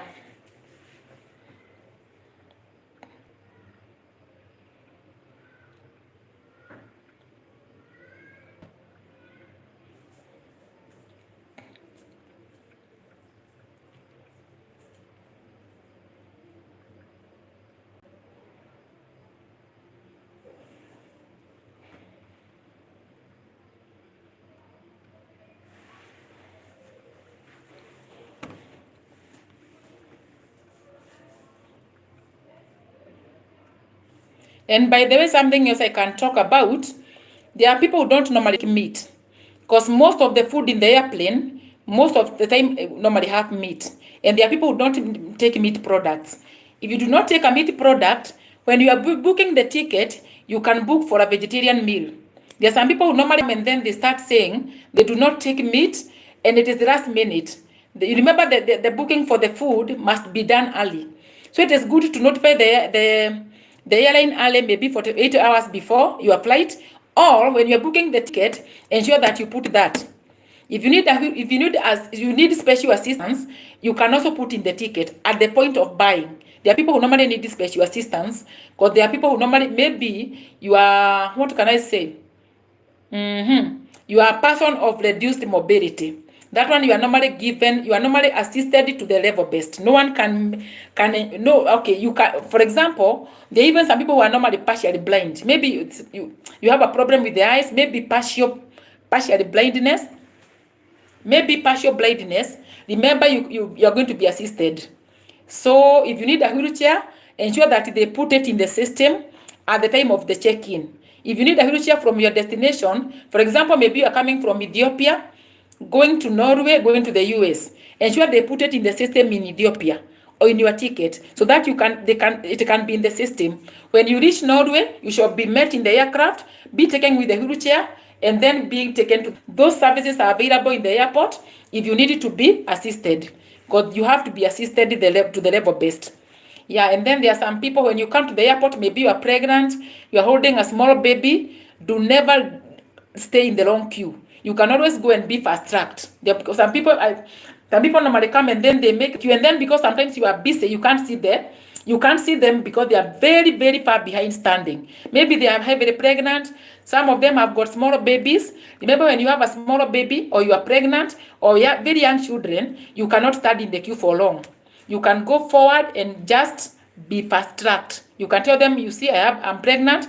But anyway, when we see that, when the staff see that, they normally fast-track you, because you need to be treated with all the humanity, because you are very important. Remember, a passenger is very important, simply because without that passenger, the plane cannot function, that cannot operate. So the passenger is king. And being a king has to be punctual. A king has to conduct him or herself well. A king must be respectful. A king must know the baggage rules. A king must be ready to follow all the procedures, so that he can have a good, he or she. No, a king is a man. So if you are a queen, also should also is a very professional person. A queen cannot come intoxicated. A queen cannot be disruptive. A queen will follow all the procedures. A queen will be respectful, and that is what you also expect from the airport workers, because respect is two-way. They respect you, and then you work together, because a passenger is king. A customer is king all the time.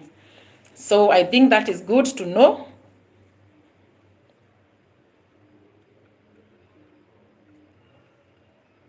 And by the way, when you are going to there are some, even if Africans are visa nationals, there are some destinations they can go without a visa. There are destinations that Africans, because mostly Africans are visa nationals, and even some countries in the Caribbean are visa nationals to some destinations. There are some destinations that Africans go without a visa. So people normally make mistake because of that thing. For example, I am a visa national. Maybe I have a Nigerian passport, maybe I have a Kenyan passport, maybe I have a Ugandan passport, but I can go to, let me give an example of Jamaica. I can go, for example, most Africans, mostly those who are in the Commonwealth, they do not need a visa to go to Jamaica. So someone buys a ticket, they want to go to Jamaica because they do not need a visa, and they buy a route via Europe. You want to buy a ticket via Europe or the UK. I normally call UK, though it is in Europe, because it is somehow different. Europe, I refer to Germany, Belgium, Spain, Portugal, Austria, but UK is also in Europe, but I normally categorize it differently. So people normally buy a ticket via the UK, they want to go to Jamaica, and you are visa national. You have no visa in your passport simply because you do not need a visa to Jamaica. Remember, you cannot pass through Europe. You cannot. Even if you don't need a visa, you cannot be allowed to. Some transit points are very sensitive. And even if it is not a European territory, for example, you could be going via Doha or even maybe via Dubai, and you want to go to the Caribbean, mostly Africans, because that is a trend. Some Africans normally go to, maybe because they know they cannot be allowed to go via Europe to the Caribbean, they normally buy routings via Dubai or maybe via Doha or maybe via Ethiopia. Those destinations that we don't need visas are very sensitive. Remember the Caribbean territories, remember the South American destinations are very near the US. And because of that, to be clearly to go to those destinations, you have to prove beyond reasonable doubt that you are genuinely going to those destinations for a visit, or maybe for a family something, maybe for a family visit, maybe to visit for touristic visit, but it is very, very hard to be clearly to go to those destinations. For example, Panama. But Panama is a visa country. For Panama, people going to Panama need a visa. Nowadays, going to Panama, even when you are passing through Panama. Remember, from Panama to the US is very near. Panama is very near the United States. So, someone can think that because it is easier to go to Panama, though in Panama we need a visa, by the way, even to pass through Panama, even for Kenyans, they need a visa to Panama or even to fly through Panama. But formerly, people normally, because formerly there was no, formerly, going to Panama was very easy to get a visa, and passing through Panama was not a problem. But because of the trends, they changed the rules. Now, even if you are passing through Panama, you need a visa. Not all people, some nationalities, especially what I've said, Africans and Asian destinations. So those routes are very sensitive. It is not very easy for you to be clearly to go to those destinations. It is not easy, especially coming from African destinations. So before you buy a ticket to those destinations, ensure your trip is very authentic. But as I said yesterday, people who normally have US visas in their passports, not because you are going to the US, maybe because one time you visited the US, maybe you visited the UK, when you have got visas for strong countries. For example, someone who has a US visa, showing that they entered the US, a genuine, valid US visa, not a fake visa, a genuine, valid US visa. And indeed, you entered the US with that visa, and we can prove by the stamps, and you exited. That one is normally a very good document. So when you even come to the airport with a US visa, you have a genuine UK visa, you entered the UK, maybe you have a German visa, the Schengen visa. Such visas in the passport normally, that is normally called good travel history. And people with good travel history, clearing them is normally very easy. But if you have no travel history at all, my dear, for you going to visit a country that do not need a visa, it is very hard. The only countries that are easy for Africans to go without a visa, and they don't need a visa, are countries like Malaysia. Because, for example, Kenyans going to Malaysia don't need a visa. To Thailand, they need a visa. But to Malaysia, Singapore, there are some destinations in Asia, but also you have to have your return ticket and the required documents. If it is, for example, Thailand, Thailand, you need a visa a Kenyan need a visa to Thailand. Most people need a visa to Thailand.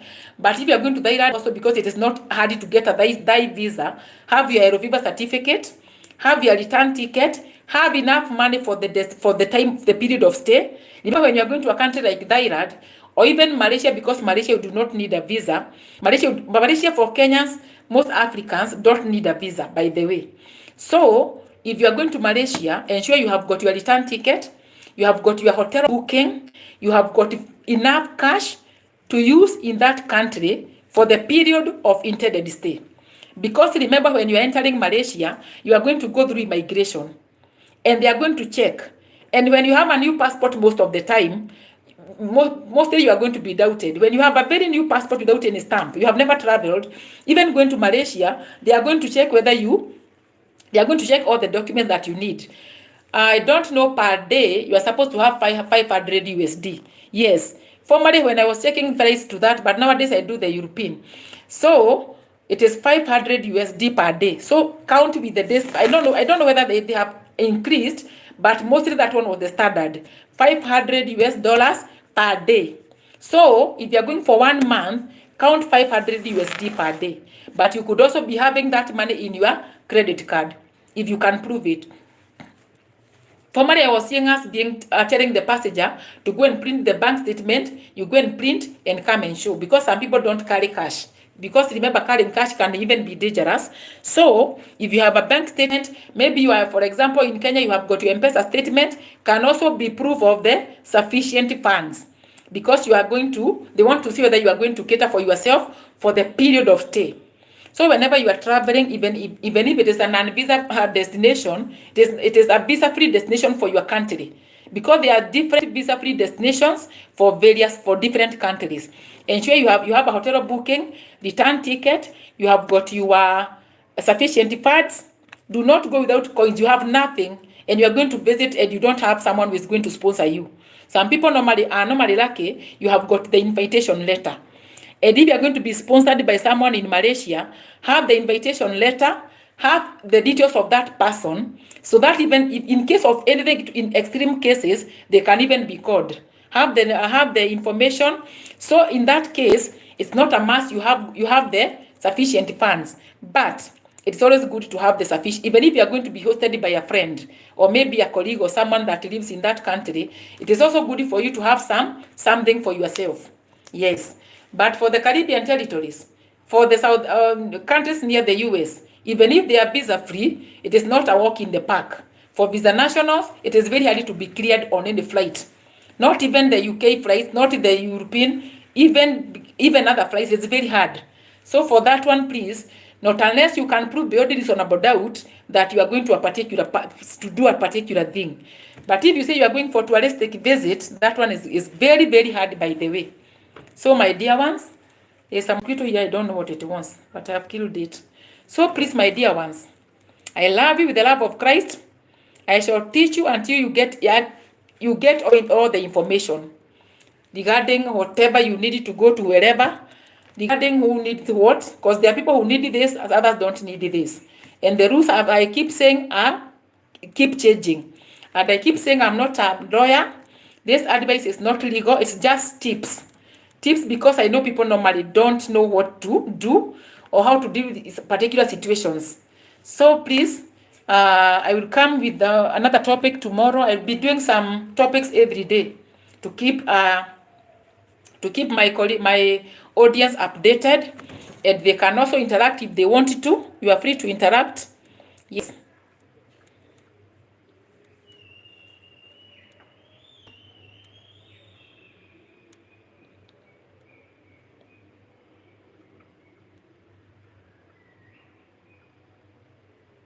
And for the laptops, if you have a laptop, you have got your mobile phone, do not put them in the checked baggage. Some people make a mistake of putting their documents in the checked baggage.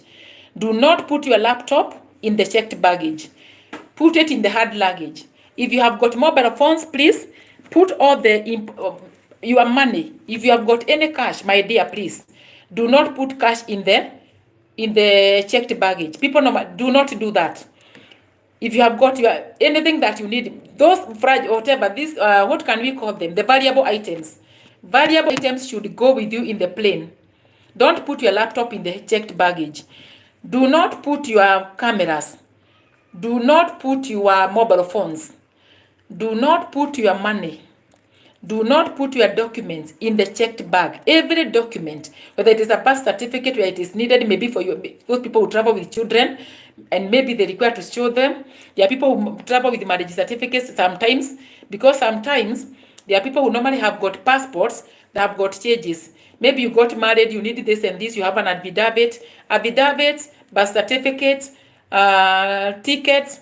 Although tickets are normally online, but you have a printed one, there is no problem. Tickets are normally online. You have tickets, you have got documents, maybe the residence permits, passports, all documents should go with you in the airplane, because you never know what can happen. Remember, sometimes you can check in a bag, and then by mistake, it can lack to be taken to the destination. You can even be coming to Africa from the US, and your bag maybe did not make it to Africa. It happens a lot. And just imagine if you had put your money in that bag, and that money you needed it for. You needed that money to come and use in your tour. Maybe you wanted to go to Masai Mara. You wanted to go to where? Maybe you wanted to go to Savo East to go and see animals in Savo, because we have got very beautiful sceneries in Africa. I shall even be coming and enlightening you about the African destinations. We have got beautiful sceneries in Africa. For example, we have got what? In Rwanda, we have got very sweet gorillas. We have got the bonobos. The bonobos are there in Congo. And then in Kenya, we also have got the chimpanzees, very cute. So I shall even be coming and teaching you about the destinations in Africa. I can teach you about the destinations in Malaysia. Like in Malaysia, we have got the orangutans. I know people know the orangutans. The purple, they are like the baboons, but they are purple, very cute. So you could be coming to maybe you could be coming to this region. You want to go to Malaysia and see the orangutans. You want to go to Savo East and Savo West to see the elephants. Remember, in Savo East and Savo West, we have the elephants. We have got the hotels. We have got the jaguar. We have got the we have got the lions. We have got the hippos. We have got the lions. Sorry, we have got the elephants. We have got so many animals in Savo East and Savo West. And then we have got Lake Naivasha also. Lake Naivasha, we have got hippos. We have got so many nice chimpanzees. So you could be coming all the way to come and go to Naivasha to see the freshwater lake, and you forget your money in the bag. You put your cash. Some people put them in the checked baggage. You put your laptop. You put your camera that you wanted to come and take the photos of the animals, because we have got very nice animals in Africa. You want to go to Masai Mara in Kenya to see the migration. You know, they normally migrate in August. You come from all the way from Australia, going to Masai Mara. You want to see the migration of the wild beast, crossing the river to Serengeti, and you forget your camera, my dear. It is going to be frustrating. Please carry your camera in your hand luggage. Please carry your laptop in your hand luggage. Please carry your money in your hand luggage. Please carry your documents in your hand luggage, so that you might have an easy time. So good planning. I want us to be good planners. I am going to teach you on how to plan well. Always be a good planner. Poor planners normally have a very bad time. And the poor planners are the ones who normally come to the airport 10 minutes before departure. So they come and tell you, my flight was departing at 11 and it is 10:40. 10:40, you cannot board a flight that is departing at 11. 10:40 is that one, the flight was closed way before. Remember, the flight closes 1 hour before departure, a whole 1 hour before. So 1 hour before the departure, the flight is already closed. Even if you can see it parked there, it is already closed. Because as I told you, there are many logistics that have to be done before flight is finalized. So if you come 30 minutes before, you cannot check in. You cannot fly. You have to be in the airport 3 hours before departure. At the boarding gate, the boarding starts 1 hour before the departure. Boarding, already you have checked in, you have left the luggage at check-in, the luggage have gone to the airport to be loaded. So we have to be good timekeepers, my dear ones, because your teacher is a good timekeeper. Many times back when I was new in the airport, I used to be late.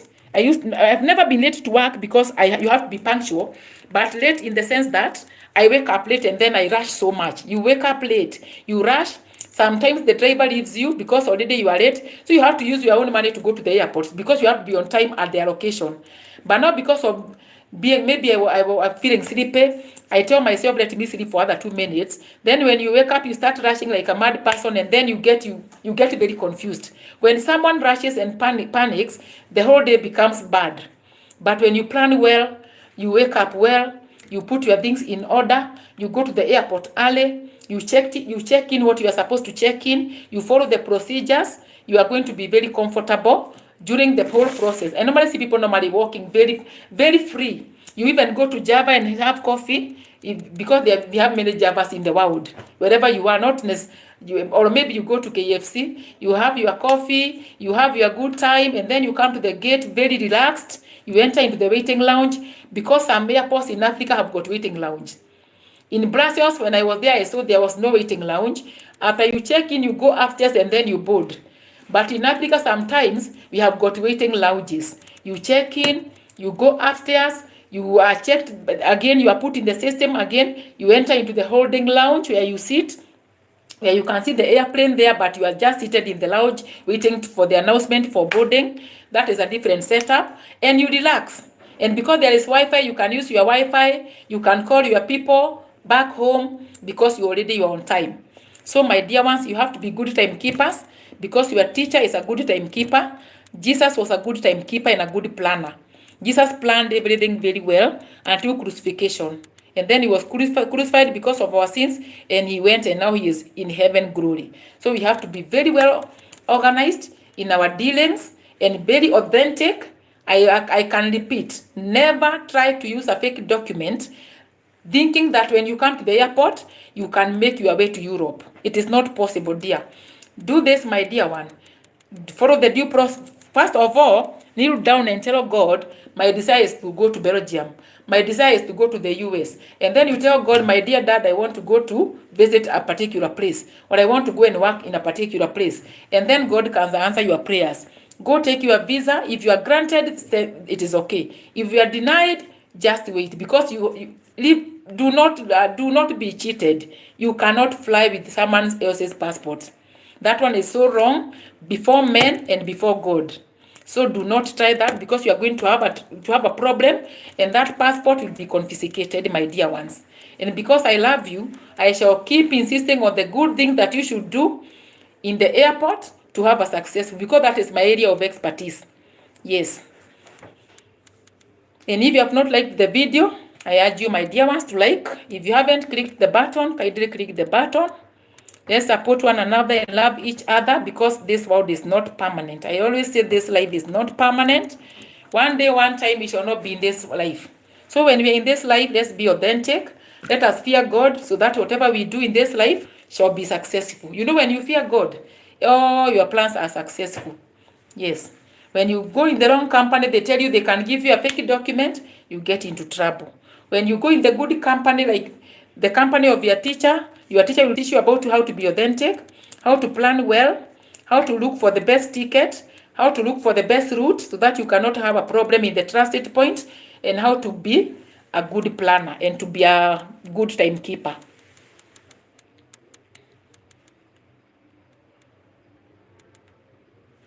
Who is there, my dear? I can see we are 5. Who is there? Can you say hi to me, dear? Who are the 5? Who are keeping me company? I love you with the love of Christ. May the Lord bless you. May he open for you doors that no man can open.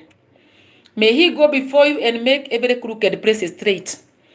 May he give you the treasures of darkness and hidden riches of secret places.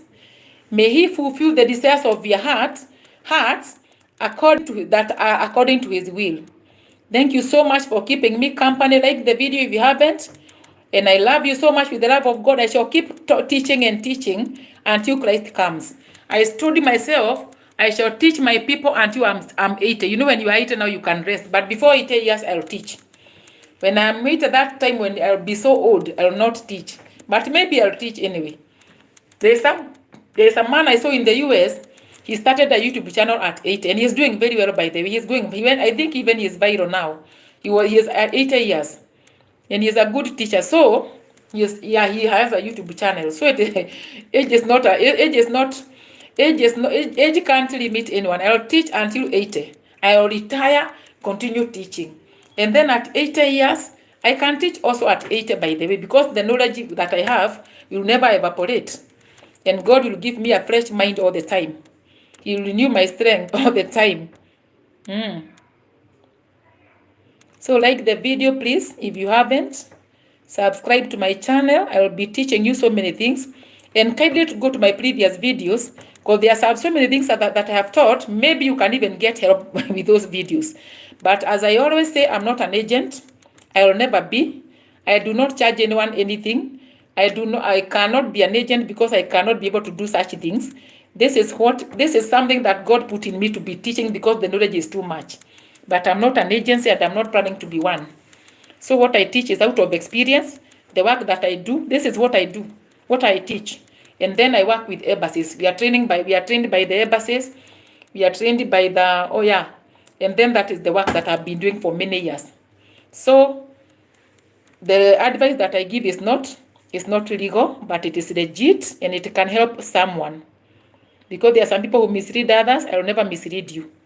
Yes, because I fear God. I know God sees in darkness. If you follow the wrong path, or you make people to go astray, God will also punish. So it is good to be authentic to everyone, love everyone, and support everyone. So continue liking the video, my dear ones. I love you so much. I do not even know how I can thank you, because you are great people. And great people have a great teacher. Great people have a great God in heaven. Yes. And in all your plans, always put God in all your plans, in all your endeavors. People are normally desperate to fly, and that's why they get into trouble. Because you are desperate to fly, you say, I have to go to the US, I have to go to Europe. People are normally desperate. That's why when you are so desperate, someone can come and take advantage, and they can tell you, pay me this amount so that I can do this for you. Never follow such people. Visas are only issued embassies of the particular of the consumptive destination. A passport is only issued by a competent public authority, and a competent public authority is a government. For example, if you live in Nigeria, the passport can only be issued by the Nigerian government. If you live in the US passport can only be issued by the US government. So if it is issued abroad, for example, if a US passport is issued in Uganda or Kenya or wherever, it is the embassy that is going to issue that passport. Simply because maybe you came to Africa and the passport got expired, maybe the passport got lost, maybe the passport got stolen, and the embassy now here is also a competent public authority. Not any human being, not any other I don't know which offices. It is the embassy. Yes. So please, always be. It is good always to do your due diligence. Don't follow everything that people tell you. Do your due diligence. Know whether the person who is talking to you is talking the truth. Because in this life, we have got all categories of people. We have to love everyone, but we have to be careful. Because even God wants us to have wisdom. Remember, even when Solomon, whatever he wanted, Solomon prayed to God for wisdom. Because wisdom is it is key. When you are wise, you can't be deceived. When you are wise, you have to be a good planner. When you are wise, you cannot use a fake thing. When you are wise, you have to have integrity. Wise people have integrity. And wise people are respectful. A wise person cannot insult other person. For example, I've never gone to anyone's YouTube channel, because I normally watch people's videos. Even before I started my channel, I have never afforded to insult or to talk anything that is not right. Because I normally ask myself, this person is coming here to insult people. How is that person feeling who is being insulted for nothing? And sometimes you can see people doing that, and whoever is being told those things, he or she is very innocent. And because I have wisdom, because the Bible says the fear of God is the beginning of wisdom, and because I fear God, I cannot do anything against the will of God or even the will of man. As long as the will of man is according to the will of God, because man's will can also be wrong. I can also be wrong because I'm human. So I respect human beings. I respect my work. Remember, whenever you are working, you have to respect your work. You have to have integrity. What drives everyone and the greatest virtue is integrity. When you have integrity, you shall be a very good worker because you are going to focus on your work. You are going to respect your bosses. You are going to do what is supposed to be done at the right time. You are not going to deviate from the rules and the regulations. Same case as with the kingdom of heaven. If you want to be a God's friend, you have to follow the commandments. You have to honor human beings. You have to worship God in truth and in the spirit. Same way as work, same way as traveling, always be authentic and you are going to succeed. Always be authentic. I always tell people, this world and everything thereof is ours. So, US is ours, Caribbean territories are ours, Africa is ours, Middle East is ours, Israel is ours, Russia, you know, there are countries that are in okay, Russia and Ukraine and other countries, they are normally called Commonwealth of Independent States. Commonwealth of Independent States. They are in CIS. So the likes of Russia, Kazakhstan, Tajikistan, all those countries in CIS are ours. Countries in ECOWAS, this ECOWAS is Economic Communities of West African States. Countries in the South America. So what you need to do is just to tell God, me, I want to go and live in the US. Please open the door. And he can make a way where there is no way. Do not be cheated to come with a fake passport, a forged whatever, an altered document. You have to come with genuine documents that belong to you. Not genuine documents that belong to your friend or your relative because you think you look alike. Yes, even twins have got distinctions. Even twins. But I cannot give you the secret. Even twins have got distinctions, though they look very much alike. So please, it's good always to be authentic, my dear ones, and to support each other. And I love you so much. Thank you because of the likes. Thank you because of the subscription. I do not take it for granted. Even for you taking time to be with me, to listen to me.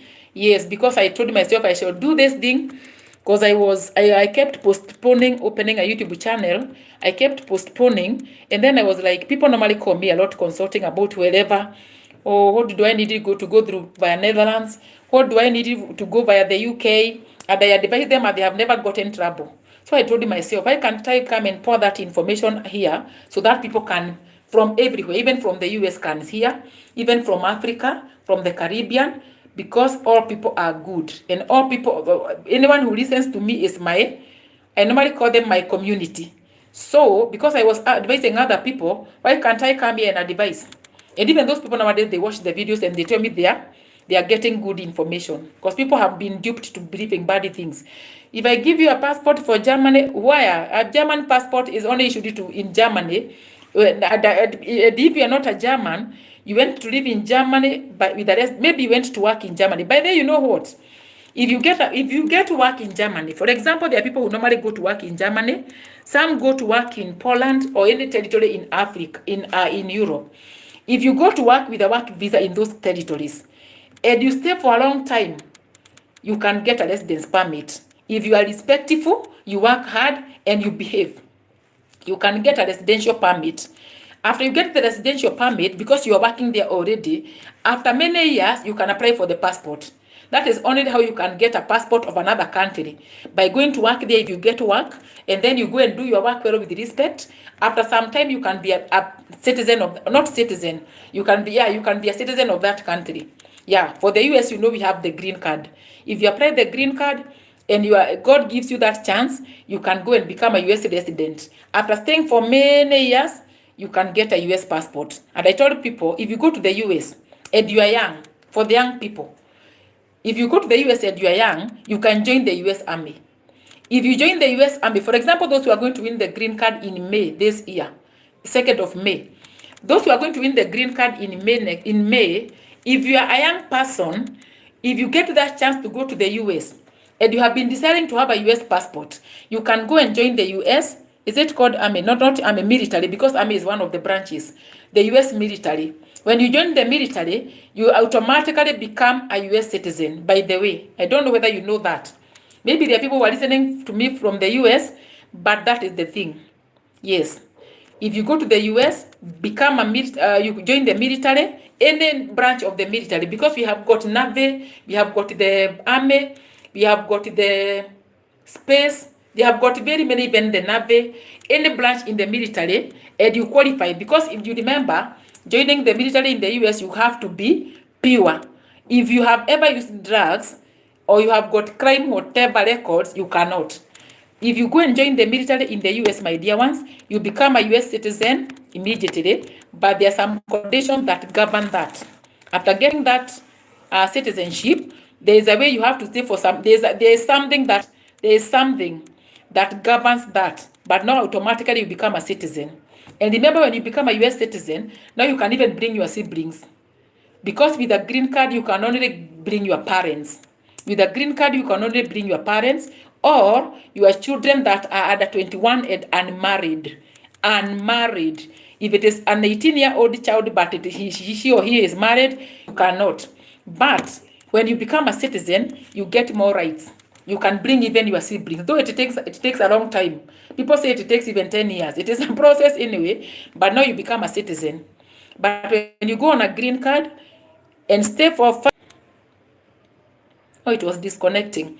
If you in the green card lottery and go and stay in the US without exiting for 5 exclusive years, you automatically become a citizen. That is the good thing with the US.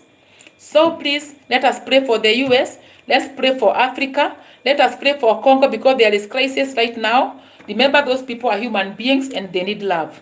And remember, some things are not normal.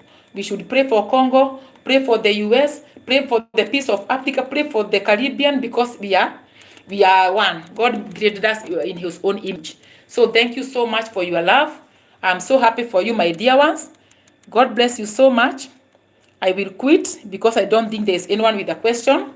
If you haven't liked the live, kindly like the live. Kindly subscribe if you haven't. Give me that support, and we shall work together. I shall be coming with the topics, and I know we are going to be enjoying the session.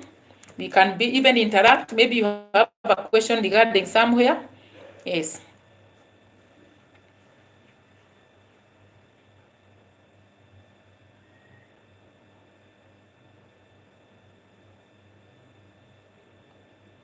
Any query?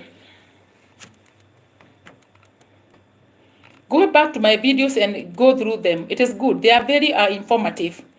They are very good. Just go through all of them. You can take a playlist and go through it. Another playlist is good. When you have time, you can be going through them. So if you have any query, you can even interact with me on that video. Any question regarding that video, interact. I think that one can be easy. Yeah. So I'm gonna quit. Thank you so much. Bye. Have a nice Sunday. If it is still Sunday in your country. And may the Lord bless your week. When you start the week on Monday, may the Lord be your protector, protect you from all the evils. And may he give you the desires of your heart, if they are according to his will. And I love you so much. Thank you so much. Goodbye. Any query? I can see we are still 6. Yes, and thank you for the likes, my dear ones. May the Lord also remember you wherever you work.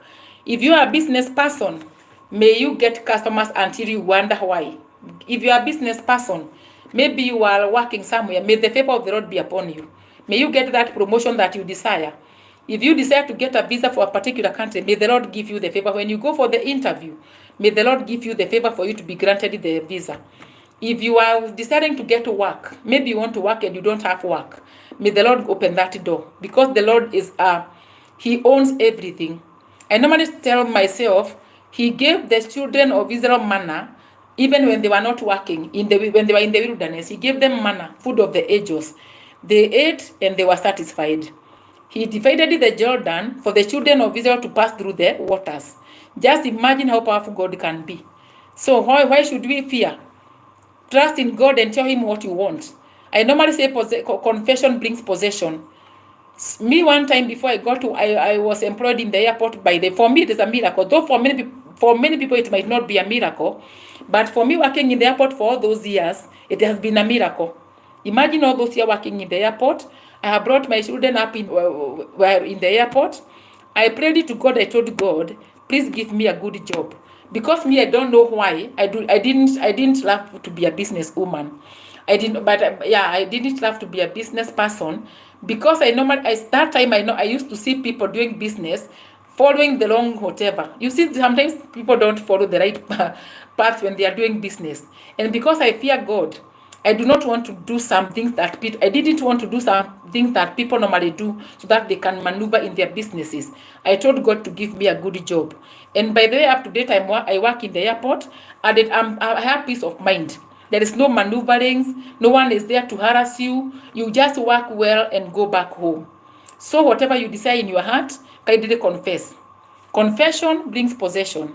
When you confess something, God gives it to you. Or what did I do? Are you able to interact with me, my dear ones? Or did I do something maybe? Because I cannot see whether you are able to talk to me. But don't worry anyway. Sorry, maybe I touched a button somewhere. I do not want to touch it because I know I might touch it and then, because I cannot see any interaction. I'm only seeing people. I love you so much, by the way. Yes. In this life, I have gone through a lot, and I have learned so many things on how to love people genuinely, on how to treat everyone with respect. Even if you see someone who is lame, always love them with the best. Do the best that you can to them. Even if someone is blind, someone who have got a deformity, please always love them, show them love. Me, even when I see very old people, I normally love them because my father is an old man, and I love my father and my mother very much. When I see someone traveling and they are very old, I normally take them like my babies. Imagine because there are people who normally take old people for granted. Always where you work, if you have a shop, if you work in the airport, treat people with a lot of respect and dignity. Some people are normally very weak. You see someone is weak, someone helpless, very vulnerable. Always treat people with a lot of dignity, whether they are black or white or which color, whether they come from Africa, whether they come from Asia. Remember, all these people, it is God himself who created them. God created the American and the Asian, the African and every Australian, because that is God.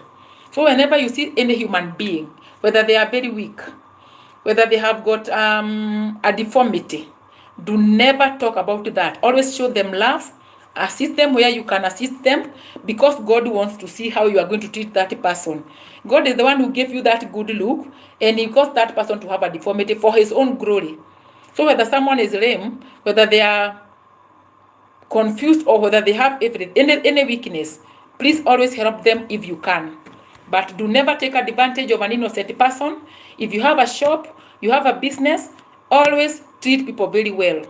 Remember, when you have a good tongue, you can even attract very many people. You know, for me, for example, I have gone through many trainings, customer service trainings, security trainings, document checks trainings on how to handle people. And I handle people with a lot of dignity. Whether it is a Somali, I handle with a lot of dignity. And by there, I'll come and teach about Somali entry. I know some people can want to go and visit Mogadishu. It's not a must we all go to the US. We can also go to Bosaso and go and visit. We can go to Somaliland. You know, we have Somalia and Somaliland.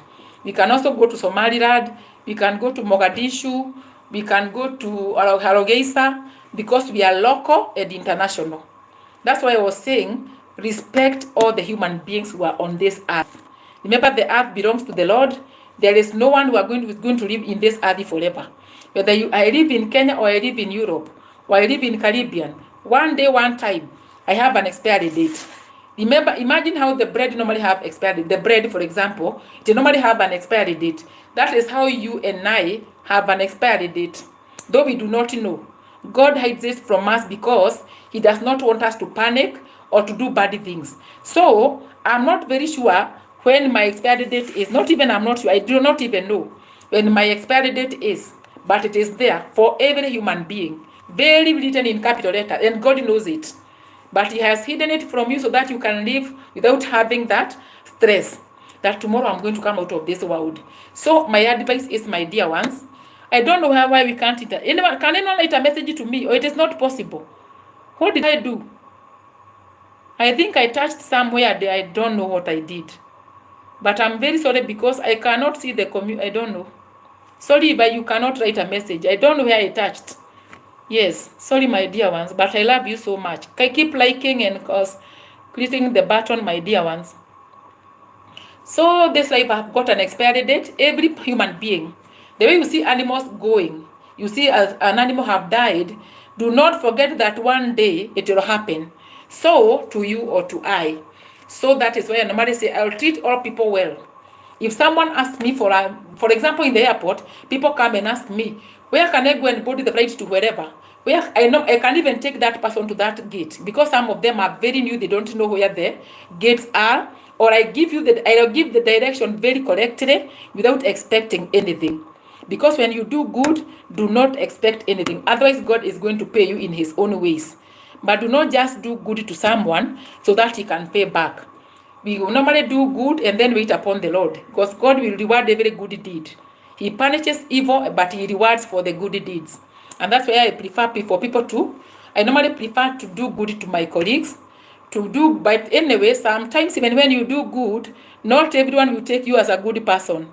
Remember, even Judas did not take Christ as a good person. Though it was predestined that Christ was to die on the cross, Judas had an evil motive, and Christ knew about it. But anyway, it was prophesied and it was predestined. There was nothing that Judas could do. He had to betray the Lord for our sake.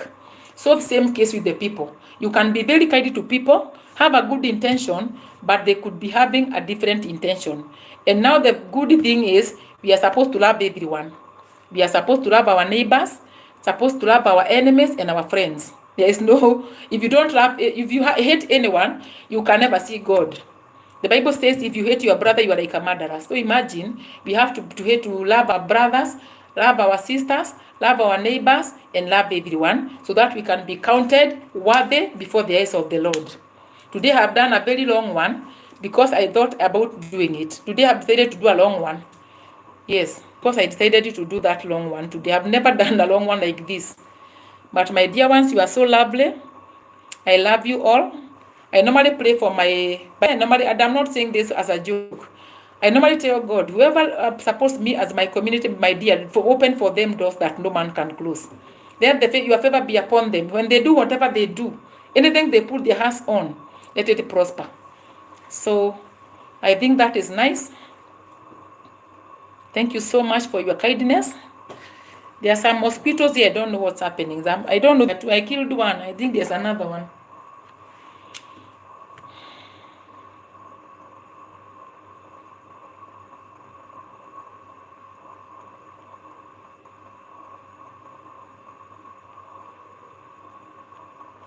So my dear ones, your teacher wants you to be properly prepared.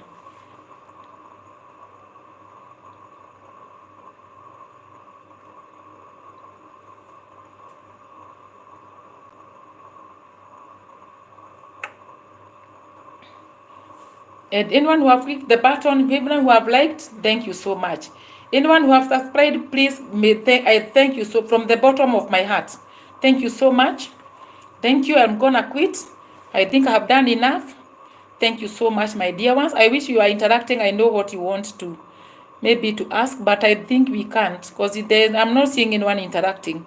I'm only seeing the messages that you wrote a long time ago. I don't know what I can. I don't want to touch, because if I touch, it might the life might disappear.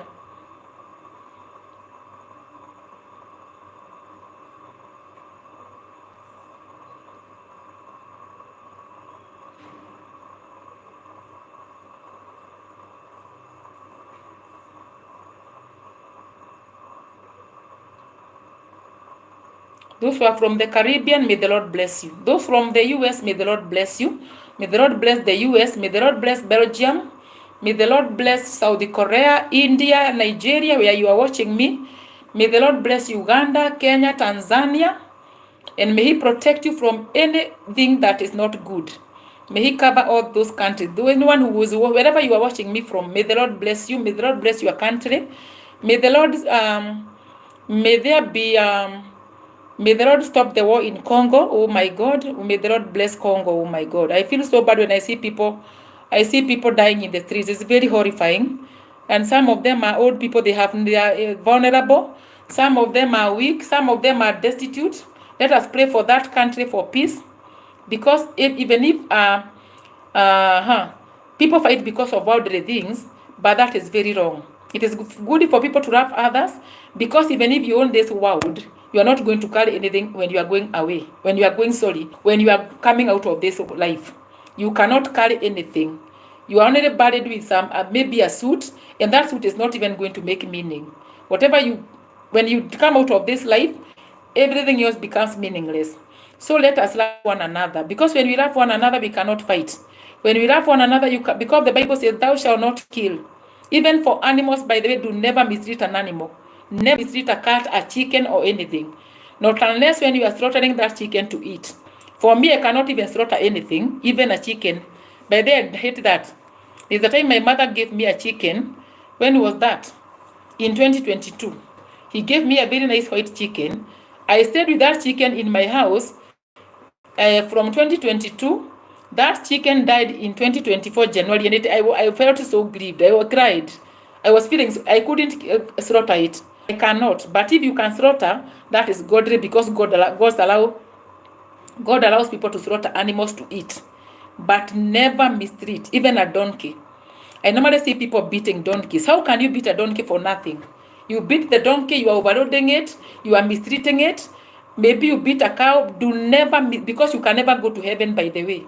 You know, I'm also a preacher, by the way. Never mistreat animals, as it is in the Bible. The Bible says, a wise man takes care of his animals. Never mistreat a cat, anything. Even a mosquito, just kill it, but don't mistreat. Just kill it very fast, that it cannot feel a lot of pain. But for chicken, I cannot slaughter. Neither can I stand in here where someone is slaughtering a chicken. And then something else, never mistreat your animals. If you have a cat, feed it. If you have a goat, feed it. If you have cows, you have a dog, ensure they are safe in your hands. They are warm. They have medicine if they are sick, because that is God. That is what a God-fearing person should do. If you cannot be able to sustain an animal, don't keep it. If you can't be able to sustain it, just give it away or sell it. But for me, I cannot slaughter even a chicken. Neither can I study where it is being slaughtered. I'm that serious. I don't know. I can't. So, love is the greatest gift. Loving animals and human beings. Love the animals. Love the human. Love God. Love your neighbor. Love your everyone. Love your enemy, your friend, and the cat and the dog. Love it, because when you love the cat, you shall give the cat milk. You shall give the cat, what else? You shall give the cat a nice blanket to sleep on. You shall cover that cat. You shall give protection. You are going to protect the cat. So, that is my message today for about love.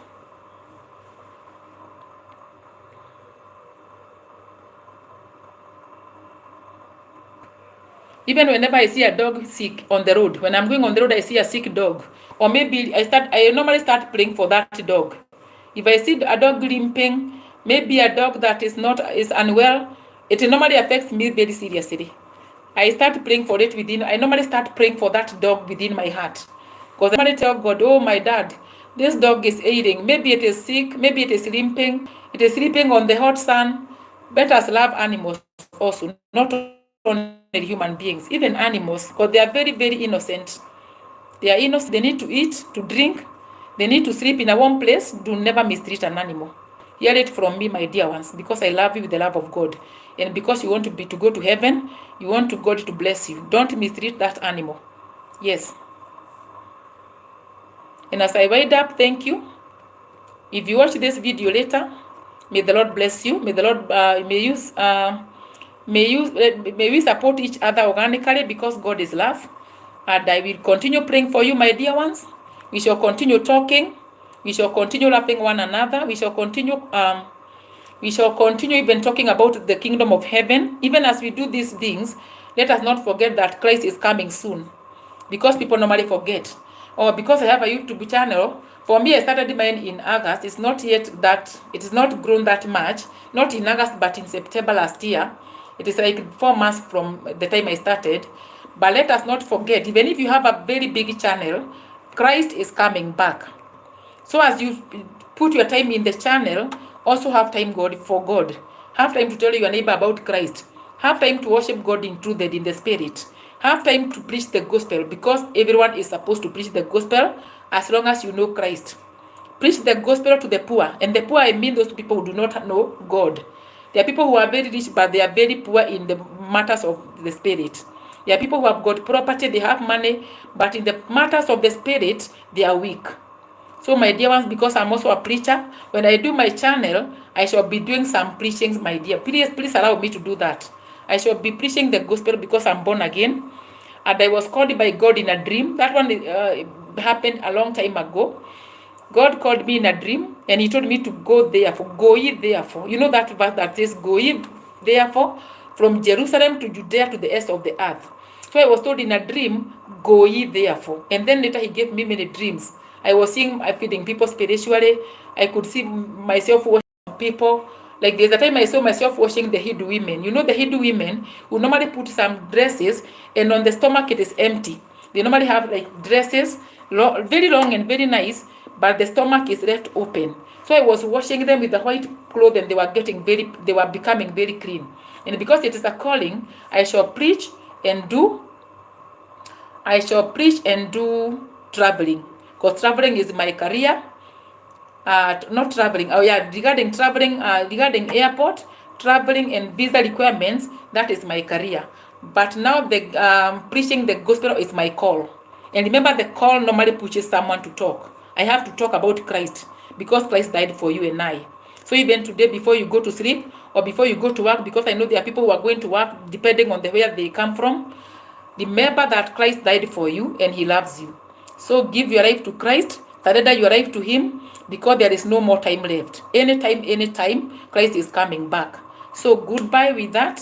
I will not gonna continue. Bye. Hallelujah.